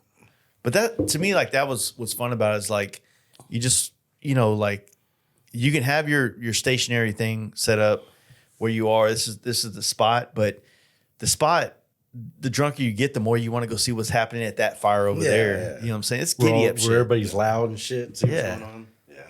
So we were in What about Fandango? Are you doing Fandango? I've never done Fandango. You need to come out. I wouldn't mind going. You don't know? I don't know, dude. I've been enough. It's just plant some fucking trees in that parking lot or something. Like, Oh, that's it's- true. It's fucking. No, I mean I'm not saying don't go, but it's just for me it's like I've been a bunch, a lot of dust, no sun coverage. The river is not that good right beside it. It's for me. Don't put this in there. I guess I don't know. I'm not trying to. It'd be cool if like there was a Fandango, like during the day, but like a Jaco Springs, like everybody was there at they're night. too far away. Is it that far? Was it like 60, 70 miles? Drunk, sure. I think it is. It is far though. It's not close. I don't think. Well, yeah, a lot of people go up there and they camp during the day, but it's like it is a big parking lot, and so they're like, yeah, it's just And it's usually fucking hot. It's literally like. It's been hard on me, but obviously I do it to myself. He'll I end up can't there. speak- Watch. I can't speak for When myself. I first moved to Texas, I went to Fandango, and it was a great time. I wasn't planning on staying. I was just gonna go for the day, Yeah. and then we ended up going to like one of the like German spots for like a late lunch, early dinner, and the line took too long. They were like, everybody told me like, do not fucking ride home, because I was in West Texas at that point. They're like, don't ride home. There's too many deer. Like you're gonna get Oh, killed. Like, it's Oh, insane. so there. basically- It's insane there. they basically forced me to get a tent and a sleeping bag and sleep there. And no, I had a great time. Like it was awesome. Yeah. It's access. Yeah, it's very, very fucking just flat, nothing, no shade. And I remember it being ridiculously hot during the day. Yeah. So Yeah. I think it's a cool show. I just think the venue's probably not the most ideal for something you're going to camp at and turn into like. I think it's more of a swap meet than anything. It's super cool. I mean, I love that they had the racing, the chopper drags, whatever, but also the flat track racing and shit like that. But So to me, it's just like Fire Fest type shit. It's like, So you know what? I kind of feel bad for Fandango because the chopper drag thing and the flat track was really cool. but it And looks then so Born small. Free Texas happened, and it's just as cool, and it's less organized Yeah. rules. Yeah. Like, so it's a lot. It's even better. This year, Anytime Born you Free get Texas Oliver was Peck sick. involved, it's going to be Yeah, very unorganized. It's going to be dangerous. yeah, but it's cool. Like every bit about that is cool because it's exactly what it's supposed to be. Yeah. You know, so I think that's cool. Yeah, we need more fun shit that's like grassroots. Yeah. You know, like outdoor. Have you like- ever heard of Just Kickers or been to Just Oh Kickers? yeah, I've heard the story. I never went. So that's kind of what I want to like try to find a place where we could do something like that again. I mean, not just open to anybody. I know a but good still at the same campground in time. Oklahoma. Do you? Me too. It's kind of a good campground. Talahina. The thing is that like the place we did our camp out, it's a perfect spot to do cool shit. And they're down. It seemed And like. they're I mean How far is that from here?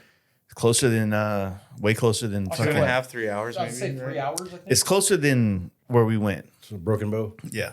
So when you go to Eastern Oklahoma. when you go to Mid-Eastern. Paris, Yeah. it's 45 miles north of Paris, but it's still in the valleys, so you're still riding in some nice shit. Beautiful shit, too. It's on the river. The K River where we did our campground or our camp out was a good spot. It's just that the event grew bigger than the business side of it did, Yeah. and there was too many homies involved, not enough chiefs. Does that make sense? Too many Chiefs. No, there was like there no. was one chief. Like I was doing it all, but there was not enough people that were doing enough to be paid like a Help. chief. I got Yeah, you, to I help got you, support. I got you. Yeah. but it was all of ours. Does that make sense? And because we started the event as a free event, you just had to pay for camping fees. So implementing a charge into it became more of a, it just like people get on the internet. Oh, fuck this place. All they want is money now, you know? So whack, dude. You know, it happens in every scene, right? Yeah. But I mean, the spot's fucking rad. You know, like everybody keeps asking, hey, what are y'all going to do now? I guess I'm honored to have been at the last. You stopped by, dude. Calm down. Wow. You stopped by. I just stopped by. Throw him a bone. Thanks. Hey, I mean, at What least did we you do? invited him to What go. did we do? Beaver You didn't Bash. even invite me and I just showed Beaver up. Bash there Only one invite year. You did not invite Beaver Bash there one year. Yeah, I mean, that's, you definitely could. And I mean, honestly, Oh, what? I mean, the thing is, like, there's a lot of cool places you could do shit like that. You remember the Poncho Run? You ever heard those stories? I heard of it, but I've never been there. So I never went. I've just heard stories from like Corey and some other people that went on it. Yeah. And I thought the concept was so, not necessarily unique, but like just so simplistic and awesome that these dudes, you know, different parts of Texas would meet up and they would do like a run throughout Texas in different areas. They would hop around on bikes. Every day was a different spot. Yeah. So whether you might be in Longview tonight, but tomorrow night you're going to be in Conroe, Texas, and the next night you're going to be in fucking, you know, Round Rock or some shit. Yeah. And so it wasn't that you were going through some of the most amazing roads. It's just that you're doing a simple shit like what we did when we left your house to the Beaver Bash. Yeah. We don't have to see mountains to go have a good time on bikes. Yeah, for sure. We just need to be riding bikes with each other, and it's going to be a fucking good time. We find a fucking convenience store and drink beer in a fucking parking lot and have fun. Did I ever tell you my story of riding with Yellow Wolf? Well, yeah, probably not, because it was not that crazy. But that, I mean, it's essentially what we did. I met up with Yellow Wolf in Jackson, Texas, or Jacksonville. Like, it's close to Henderson. Jacksonville, is that what it is? I met him at a Denny's there. Craziest shit in the world, because like Kid Rock, right? Kid Rock, bad with the bad. Yeah, super chill. Like you know, we ride from Jacksonville. We're on our way to fucking like, what is it? What's the Yellow Jackets in fucking Austin? The bar. Yellow Jacket? Is that what it is? Yeah, it's Yellow Jacket. All right, so we're going there, but there's a tattoo shop next door that his buddy works at. We're going to meet up with him. And we're just kind of like bopping around from Jacksonville to Austin and gas stations, whatever. But of course, with him, it's like everybody, especially on these little redneck ass towns we go to, it's like, I know who you are. You know what I mean? It's like, yeah.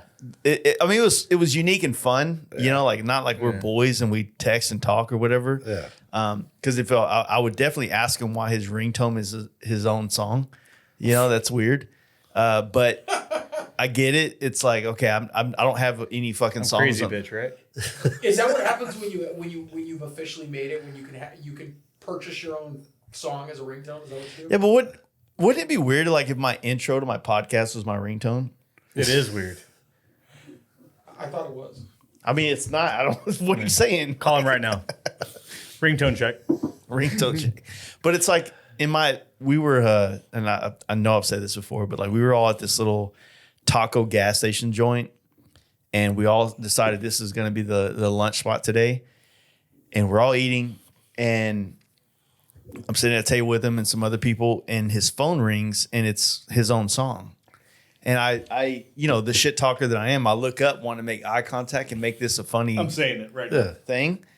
And everybody was serious as fuck. And I was like, oh, this.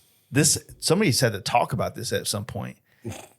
This conversation was already had at some point. The Yellow Wolf. So he like set the tone, like don't say shit. Because there's no way that the vibe we've had all day and the shit talking and the good times that somebody wouldn't make fun of that. I was waiting on eye contact and everybody was like, nope, I'm eating fucking. You didn't want to get whooped by a tooled belt. Small American pie. A tooled belt. Doesn't that not what they sell? Yes. Oh man, I got some fucking song lyrics on my fucking arm from getting beat like a fucking. You know, but it was just an awkward thing. You know what I mean? It was just different because, you know, like he's whoever in his space, you know what I'm saying? And it's like, and the thing is like, we also like met up with like a fan group that he had. So there was like a bunch of dudes that were like, I'm president of the fucking Hell Yeah ride group. Nice. And Don't why you have a fan club? are you riding up front with us? It was weird, dude. That's crazy. Oh, is that when he did his like motorcycle tour thing? Oh, okay. I got invited to do his like a devil's ride Yeah, I think that is what it's called. or something like that. It's Wow. like, yeah. I've seen other people post about that he had. Like, But his like fan tourage thing that also ride bikes was mad that I was riding in the group with like up in the front with him, but I was the guy leading them through Texas. Yeah. And I'm like, and of course I've got my GPS. So I up have and no shit. idea where the fuck I'm going. I don't know if I ride Never through this been to fucking Jacksonville in shitty my ass life. part of Texas. But yeah, it's just you've been through Jacksonville on the way to Born Free, Texas. Oh yeah, no, I have. that's why every time I go to Born Free, Texas, I'm like, that's where we were at a gas station in Jacksonville, Texas, and he threw away some sunglasses in the trash. And the other guy, some other guy was I'm there, No, he sure did them not. groupies No, he would didn't. like- grabbed the glasses and goes, "Oh, these are probably pretty good." And he handed them to me, and I just like threw them in my saddlebag. And then literally, you put them on eBay, didn't you? no, check it out. In 2019, when we started doing the video podcast stuff, the video's still out there. I've seen that where you have the glasses on. Clip it. It is, and I I didn't realize that's what the glasses were from. yeah. So the we had just bought the computer shit to do video podcasts, and my brother was still helping out with the cameras, and we had just got everything in. And he goes, "All right, we just got this new camera set up. It's all good." He's like playing with the chimes and shit, and he's like, "Hey, Jace, what's going on?" And I was like sitting over here like this with my camera. Yeah. Oh, what's up? and he's And got I had these Glasses sunglasses on. on, and he's like, "Hey, what's up, man?" He's like, "Oh, nothing, just it's a bright day for me out here, you know, just being fucking like a joke, 100% joke." Yeah. And the funny Ball thing with is, the like, a ball. lot of people took that seriously. That dude's an arrogant asshole. Like I am, well, but yeah, he is an arrogant. Well, God bless. You know what? Jocelyn wasn't even born yet, and you hadn't even got out of first gear yet. dude, Like whatever, guys. I didn't mean to offend Kid Rock here. Hold on. Come on. I was like doing some like cosplay shit before like the social media cosplay thing became a thing. You know what I mean? Yeah. Plug that into this. Now it's like if you want to like be an influencer or a fucking, you know, let people see what paint jobs you have to be a fucking, you know, like a couples thing or some shit. So or, I do have one thing to shit. take from that long story. This fucking fag kept the sunglasses that Yellow Wolf went in the trash. He dumpster dove for sunglasses that I did were not Yellow Wolf's. actually. Then where are they? I have no idea where they're at. The seriously, He's probably got I think I know where they are. he's got them probably at his house next to his children's birth certificates. They're under here. I knew it. I knew it. They're under here. he just wants to wear my helmet. I do. Better watch out, brother. You gotta watch out for those cars when you wear that helmet. Sore subject. Yeah, that's fucked up. That is fucked up. I didn't mean that way. Wouldn't I did what? That's fucked up. Just saying, like typically when you wear that helmet, like you know, Did you have it on backwards? I have no idea which the front or the back. Did is. you not paint this? I painted that 12 years ago. Oh, just I only say that's- just a lid. I also bought that helmet at Panama City Bike Week. Panama. I only say that's fucked up because, you know, the homie Daryl. I don't know, But but so that brings something up. You were talking about doing some hats for the swap meet. Oh, first off, admin reveal. Admin reveal. I was surprised about how many people just didn't know it was me. They all thought it was like, Dude, the funniest thing is when you did do an admin reveal and it was like some random person. And I've done I was it a like, million times. I love that shit.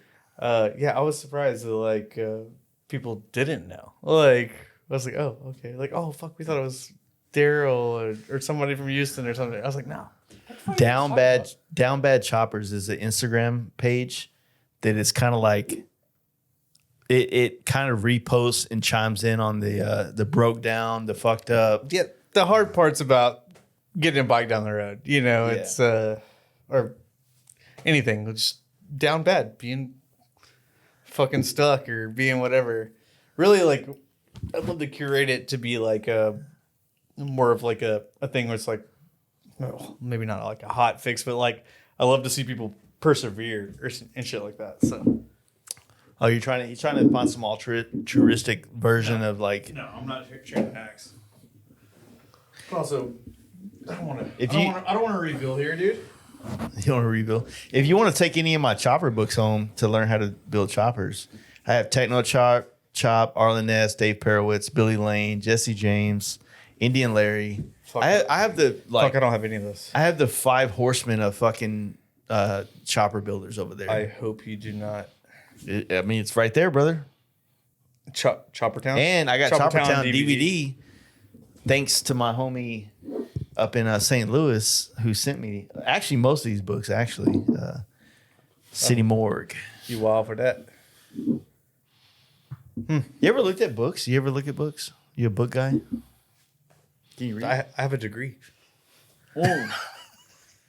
Chop Playboy. Damn, dog. Watch out, That Playboy. actually, that's and he Watch out. twisted How it. many Not a YouTube 2-year. How many YouTube videos Not a did 2-year. you watch? What did you agree in? Entrepreneurship, In what? business, entrepreneurship. I fuck with it.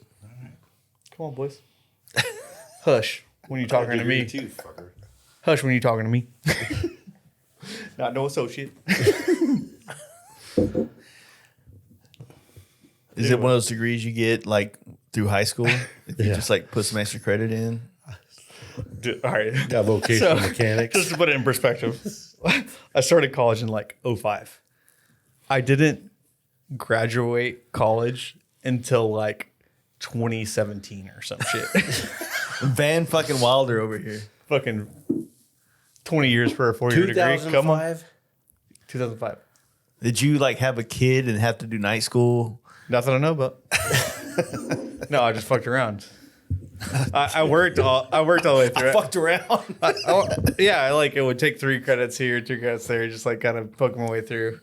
But that's You built a Cadillac. Like what's the Johnny Cash song where you took a part One part at a time. One part at a time. Like you built a part degree at a one time. part at a time. sure.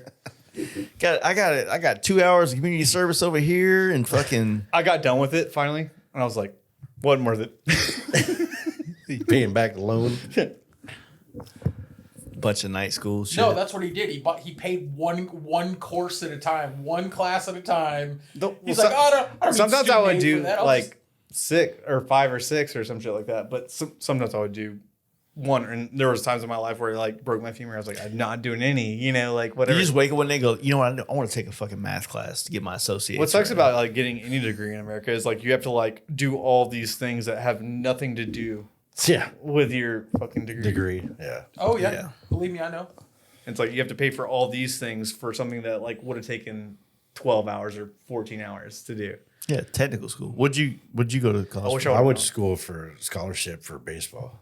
Oh, I went to UTSA in San Antonio. And Party time. Took me 5 years to get my degree. It's fine. I got a computer science degree See this? that I've never used. Well, I mean, it helped me get a job, but that's about it. Miranda already had her master's by the time I was like a quarter of the way through my shit. But mine was back you in did- 92, not 2005. Oh, 92. Yeah. 92. Yeah. I graduated in 91. Damn, dude, Dude, you're you got, old. So you got I am your, old. You got your degree in computer technology? Is that what you Computer science. You got Computer a degree in science? computer Yeah, that science when you're shit's still on obsolete DOS. now. Yeah, Like, still on. that's back when You guys mouses got a had floppy? 4 buttons and had Yeah. like that Yeah, dude, pretty clear much. little target on it. There was no mouse, but it had a ball that you rolled around. It was a fucking Your one of Commodore those 64 with one button. Macintosh fucking computer. Yeah, MS-DOS and Macintosh. Yeah. Floppy Exactly. disk He or wrote whatever. code to start the program. It was F4. Yeah, fucking right. He didn't. How do you start this game? I don't know. You have to hit this key. It's F4. like, playing. get hit all the same. It's like a guitar. You play the.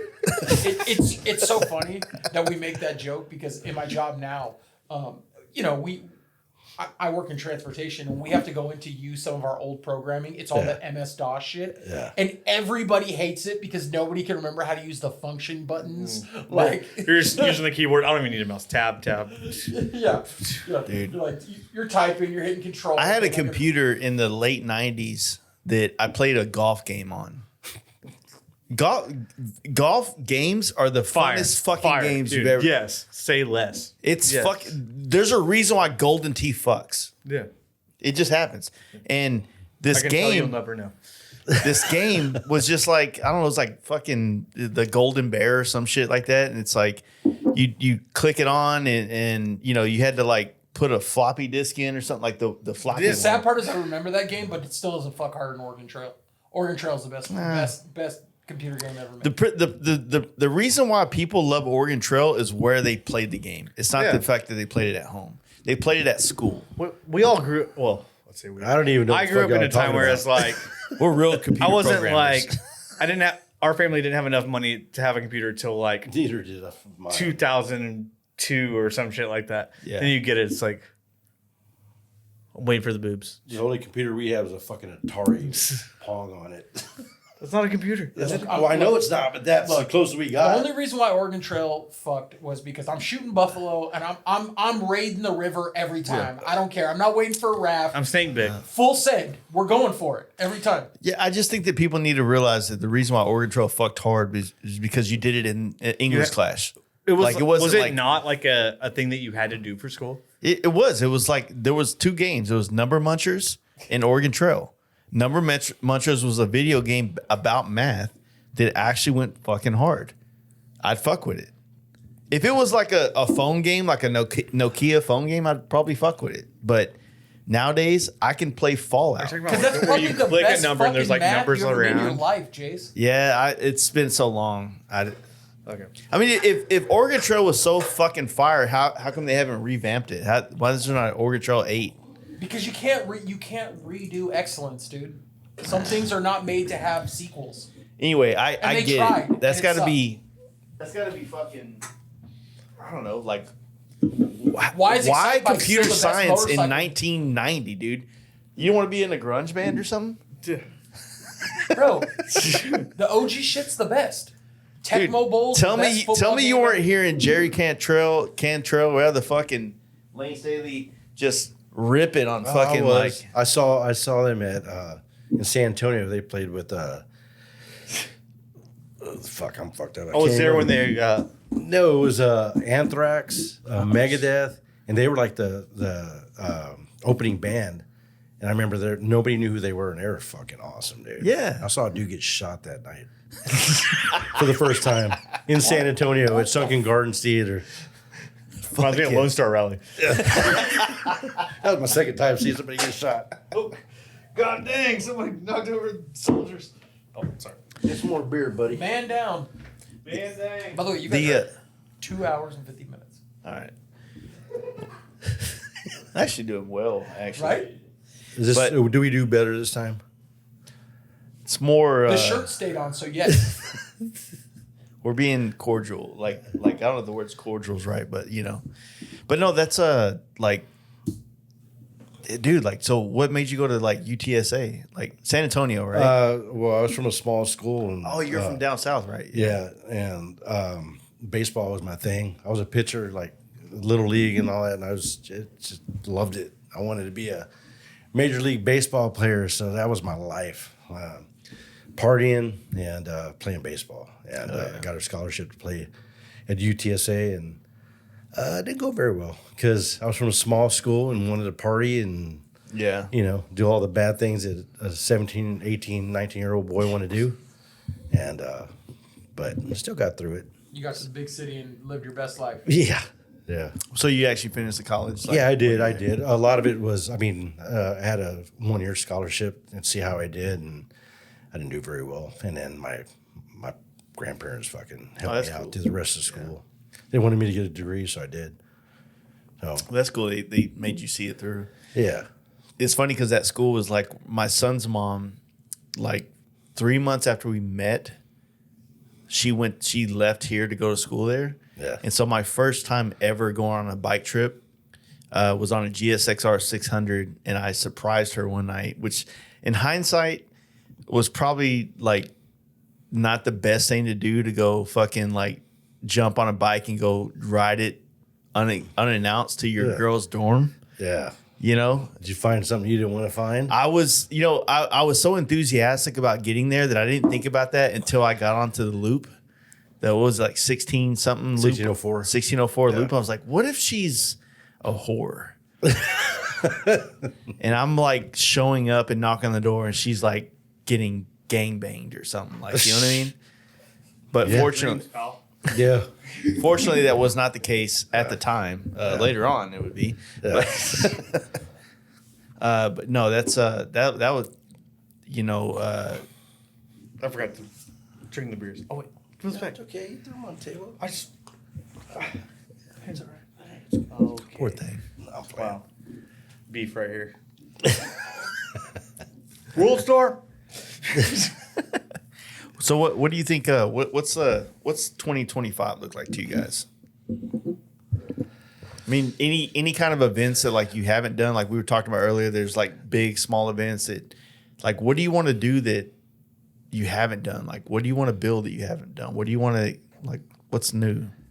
Well, as far as like building for any shows for me, I think I'm gonna take a backseat for that that for a while, just because not only money but just time. Like, I think a lot of my vacation time has been spent on going to motorcycle shows, or spending money on motorcycles or building motorcycles. Like, I want to enjoy life, like, just because of my age, and I just got engaged, and I want to spend time with my girl, like just going on trips, like actually, which I haven't done in many, many years. Like, enjoy life, like, going to Cancun or whatever it may be, or a cruise, or fly out to London, or do whatever. I mean, I haven't done that in so many years because I've been so consumed in motorcycles. But at the same time, I want to ride more with my boys, like you guys, like get together and do like little mini camp outs, or do a big camp out. Like, I want to, because I think when you start building bikes, you get away from that, like the whole reason you're into it because you want to ride, right? Well, a lot of the time, all your time is spent on that. Even if you're not actually like physically doing it, you're like thinking about it. I have to do this. I have a you gotta go make the money. You gotta like work. There's a lot of times where like Born Free lands or whatever, you're like, you're in a rush already from when you get the word that you're doing it or whatever. Yeah. I just wanted. I don't envy that part of it. Yeah. And we've talked about that. I think there's a lot of reasons we wanted, like when we got back from the trip, we talked about that. The Beaver Bash is the whole reason we started that, is because we wanted to like get back to riding, because we kind of fell out of what we love the most, and that's riding and hanging out with our boys. Not going and spending, whatever amount of money on trips to get to a show, and then wait around and then hanging out with people you don't even know. You know what I mean? Which is great. I mean, you get to meet a lot of people that you see on Instagram that you're friends with, but not your true friends and your family. You know what I mean? When the event is about becoming friends, and not like waiting for a decision on a bike event or a trophy, or now I can take my bike out of here. Now what's left? You know what I mean? Right. So there's a lot of things that get wrapped up into that I think people don't understand about like bike events. Is that when you put your bike in a show, there's like you have like you can't touch it. Right. It exists in this space, and you're allowed to get it between a couple of hours. Right. And so now you have to be like of sound mind and body for the entire day, because you have to take that out. And then you got to figure, where the fuck do I put this? Yeah. You're worried about it being in a trailer or whatever it may be. You know what I mean? So the idea of like, the Beaver Bash and the things like that, it just kind of alleviates all the anxieties that come with like putting your bikes in shows and being a bike builder. And all you're doing is like showing up to a place and like kind of like figuring out what the groove is and getting in the groove with everybody else. You know, like I said earlier, it's about Justin builds bikes, and I build bikes, and you're a painter, and Scott's a painter, and Oliver's all renowned fucking tattoo artists. But that doesn't mean anything when we're all together. We're just fucking friends hanging out and riding. And I learned how to gamble, hang out with y'all. I've never played the dice game. Yeah, but I mean, is it time right now? I kind of want to learn. I also feel like more. Just to touch on what you guys were saying though, I feel like my perspective, like going to a bike show, especially specifically, like maybe not like Born Free or somewhere where you have to like really be in there to have your bike in there. I don't feel the same thing that you guys feel like about it. Like, I mean, obviously the bike I've put in this year to anything other than, well, I guess Lone Star was last year, but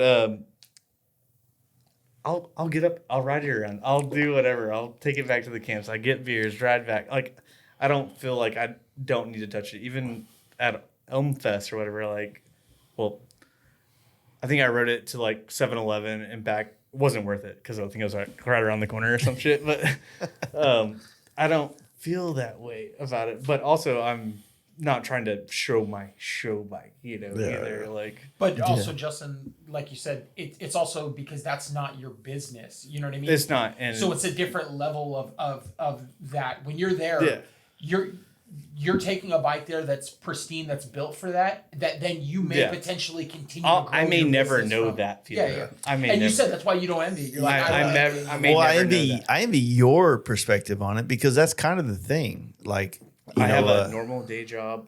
So do I. I never want to that's do. just my hobby, I'm literally every day I think about quitting my job to go have a regular job and to be a. But I'm sure it's 6 one way, half a dozen the other. Like, I don't know. Like, but I just feel like it wouldn't make me love this anymore or be motivating to me if I did it every day or like needed to rely on it or something. So. Yeah, I agree with that. Well, I mean, in a sense, like you wake up every day. It's the concept of the term love hate. I've never felt it more real than motorcycles, because on one hand, motorcycles gives me so much joy and happiness in my life, but because it's my source of income in one way or another, it's the thing I love and hate the most. So, in a sense, like you can catch me on a wrong night at bike night, and I'm like motherfucking everything about. You feel the need to have to go to bike night, right? I mean, in a sense, like, so bike night for me, and I've kind of talked about it a lot on the podcast, but bike night to me is like, I never like watched Cheers as like growing up, like, oh, that's my show, but I got the concept as soon as I became a drinker. And when I started drinking, I'm like, okay, I get the concept of like having this place you're comfortable with to enjoy a beverage and have conversations with people that remember and know you. So the conversations become, you're picking up where you left off last week and you're continuing on the story. Not every day you're meeting somebody new, right? That's how I feel about Dan's, right? Yes. Yeah. So it's like, I like going there and I like that. And I go to bike night, not to promote an event or to promote myself, but to fucking check out and talk and be human in this world. Yeah. Does that make sense? Exactly. But, well, I may not say that. Get canceled, brother. Let's go. No, it's not canceled. It's like sometimes I feel like I have to stay later than I need to because not because it's like expected or anything, but it's like because people want to see me or talk to me. And well, you're a host. Yeah, but am I? Really you care. I mean, you care about other people's experiences, so you stay around to make sure they're having the better experience. Like, I mean, the best thing I can say about Justin is he's like the people that have like a shitty day, he can make you feel better about yourself. You know what I mean? Like he's always like uppity and like fucking like uppity. You know? Yeah. I don't know. I mean, what's the word? I don't know. Uppity sounds really good. Well, he's always in a good mood. I mean, no matter if it's really hard. He's a jet ski dude. It's hard whether it's a bad situation or whatever it is, he can make light of it. Is what I'm saying. You know what I mean? And if you feel like shit, like I'll go to him and That's what I was saying about the beginning of this podcast. I fucking love this dude, but I don't know what serious conversations with Justin is like. Maybe serious Justin he knows. He's put me in my place a lot of times, you know, and I'm older than him at the same time, but he gives me a lot of wisdom. Like he'll like, dude, you're fucking up. Like, what are you doing? You know, we've had those conversations, but at the same time, when I'm in a shitty fucking mood, he's like, dude, is it that bad? Really? Come on, like let's fucking have a beer and we'll be good. And he can bring anybody to that level. Yeah, you know what I mean? And that's just his personality. And I think that's why a lot of people love him and expect him to be there. Yeah. You know what I mean? Because once he's gone, it's like it just goes, the vibe just goes down. We go back to one of arm wrestling fight. Yeah. Yeah. What's your response to that? I guess accept that. I don't know. I just Why are you so fucking happy, dude? Like what well, happened? obviously it's like Drugs. Also, well, a lot of times too is like I don't know. Maybe it's a projection. Sometimes like maybe I don't feel or maybe I'm not feeling good, but like it makes me feel good to like help somebody else out or like show a perspective, especially like close friends. Yeah. You know, it's like I want to like tell them whatever it is that like maybe I'm like not taking my own advice, but giving them advice and. Yeah. I know that. I know that. Everybody, come on. But I don't know. It's just like I don't know. Makes me feel good to make people feel okay at least for a second or whatever it is. But at the same time, it's like I don't know. It's also hard to be the person that like people expect you to be like having a good time and like they expect it out of you and all this stuff. A good like. It's like I need to find balance maybe in 2025 to like. So yeah, and now But am I a dickhead because I do it or no? I this is a good point, and I'll do it parallel for our listeners and like my group is like so we have a homie. His name is Jaden, aka Dragon, right? And Dragon's the shit. And you have I don't think he's met Dragon yet. Because I think Dragon and you are in the same vein of like who you guys are. Same vibe. Jaden, aka Dragon, I remember one day like he came to me when he's like, man, like it's a lot of work like being this guy that like I made myself to be publicly. Like sometimes I'm just depressed. I'm fucking out of it. And so I'm dry burping like a motherfucker right now. So what he does is like he just like removes himself and becomes unavailable to anybody to get himself back into a space to give. Yeah, essentially what you're doing is when you have a great personality and a great vibe, you're just giving that away to the people that don't have it. You're giving them your energy a lot, and then it drains you, and then you have to fucking kind of go back and like rebuild your shit. You know what I'm saying? It's not.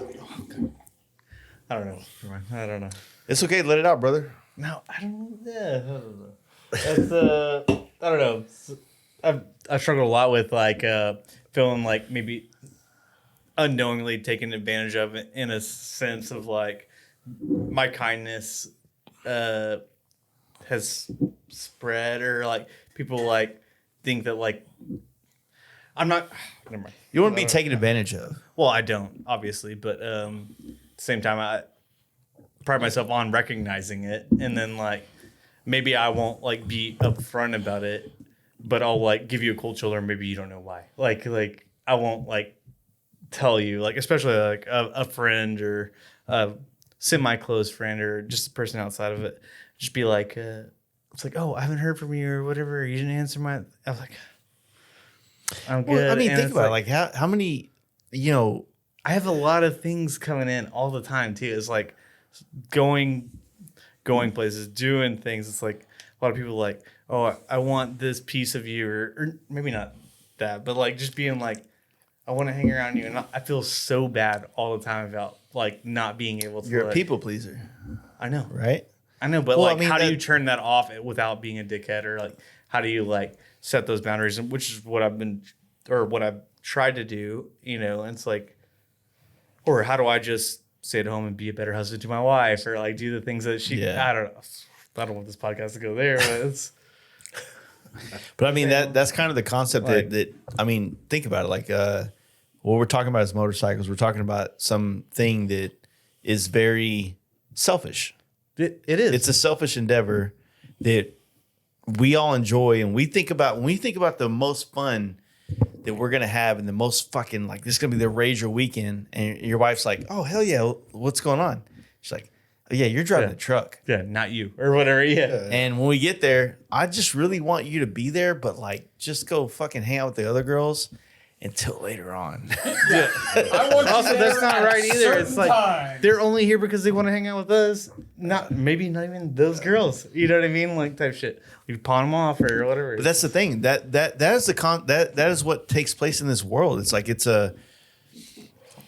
I guess what I've always kind of like tried to talk about is like the relationship of like what it is with the old ladies and real friendships, because friendships are they're tough, man. Like they're a lot of responsibility, and I think that's why it's like maybe I'm so reluctant to invite everybody I know, because I remember one time like when we did the fucking taco thing, and I was just like fresh on my mind, who's on my phone real quick, bam bam bam, and we're doing a taco tasting party with Vincent and the Moto Loco Tacos, and I invite 2 people who are vegans, not even thinking about the fact they're like fresh on my mind. And I'm like, okay, well, that's maybe not the spot for them to be invited to. It's kind of like, oh, it's uncomfortable or whatever the fuck. Right. It's like, hey, we're doing a fucking whiskey tasting thing. Let me invite a bunch of sober people. That doesn't make sense, right?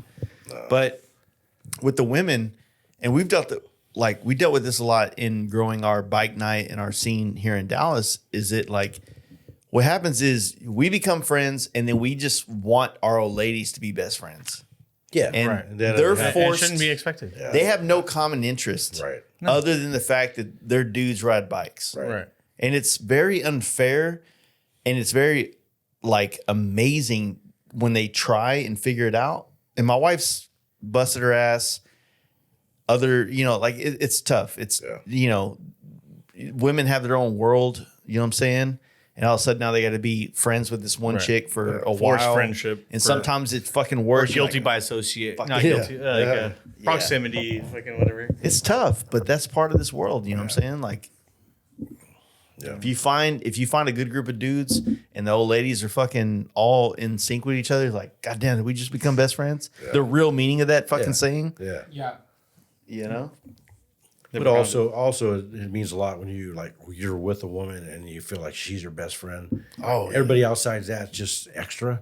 Yeah. Because I haven't had that ever until just recently. So, like, and I feel like my girl's like she can get along with anybody. Not everybody. She's not everybody's cup of tea, maybe. But you know what? It doesn't matter because like she tries, and that's what's cool because I've never had that like in the past. It's like it's always been difficult. Yeah. So I don't know.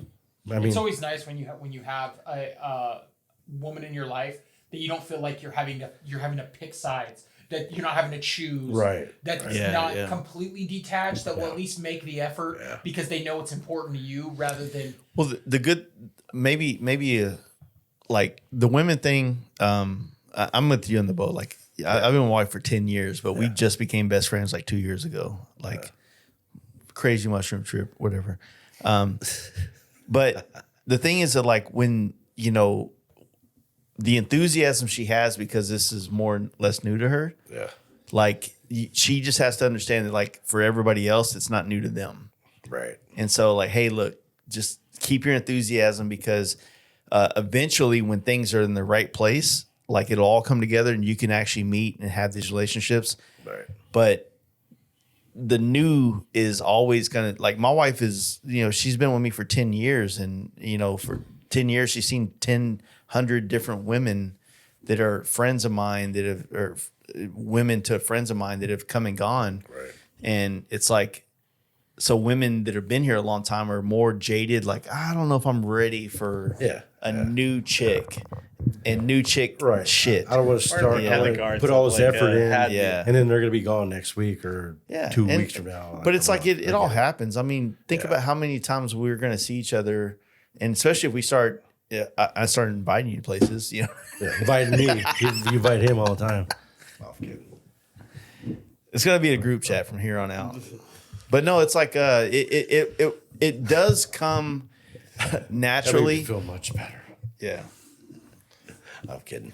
Am I going to be in Now trouble you after this? participate straight. You hear that he's like, oh, What'd I say? It'll be a group chat from now No, but on. you're Born Free, your old lady was fucking clutch, dude. Yeah. She helped me out a lot on my fucking trip. Yeah. She tried. I mean, and that's the thing with her. Hand job or blow job? What? Hug job, dude. What did you say? I'm kidding. A couple more beers. Oh, You need one? no. Get off.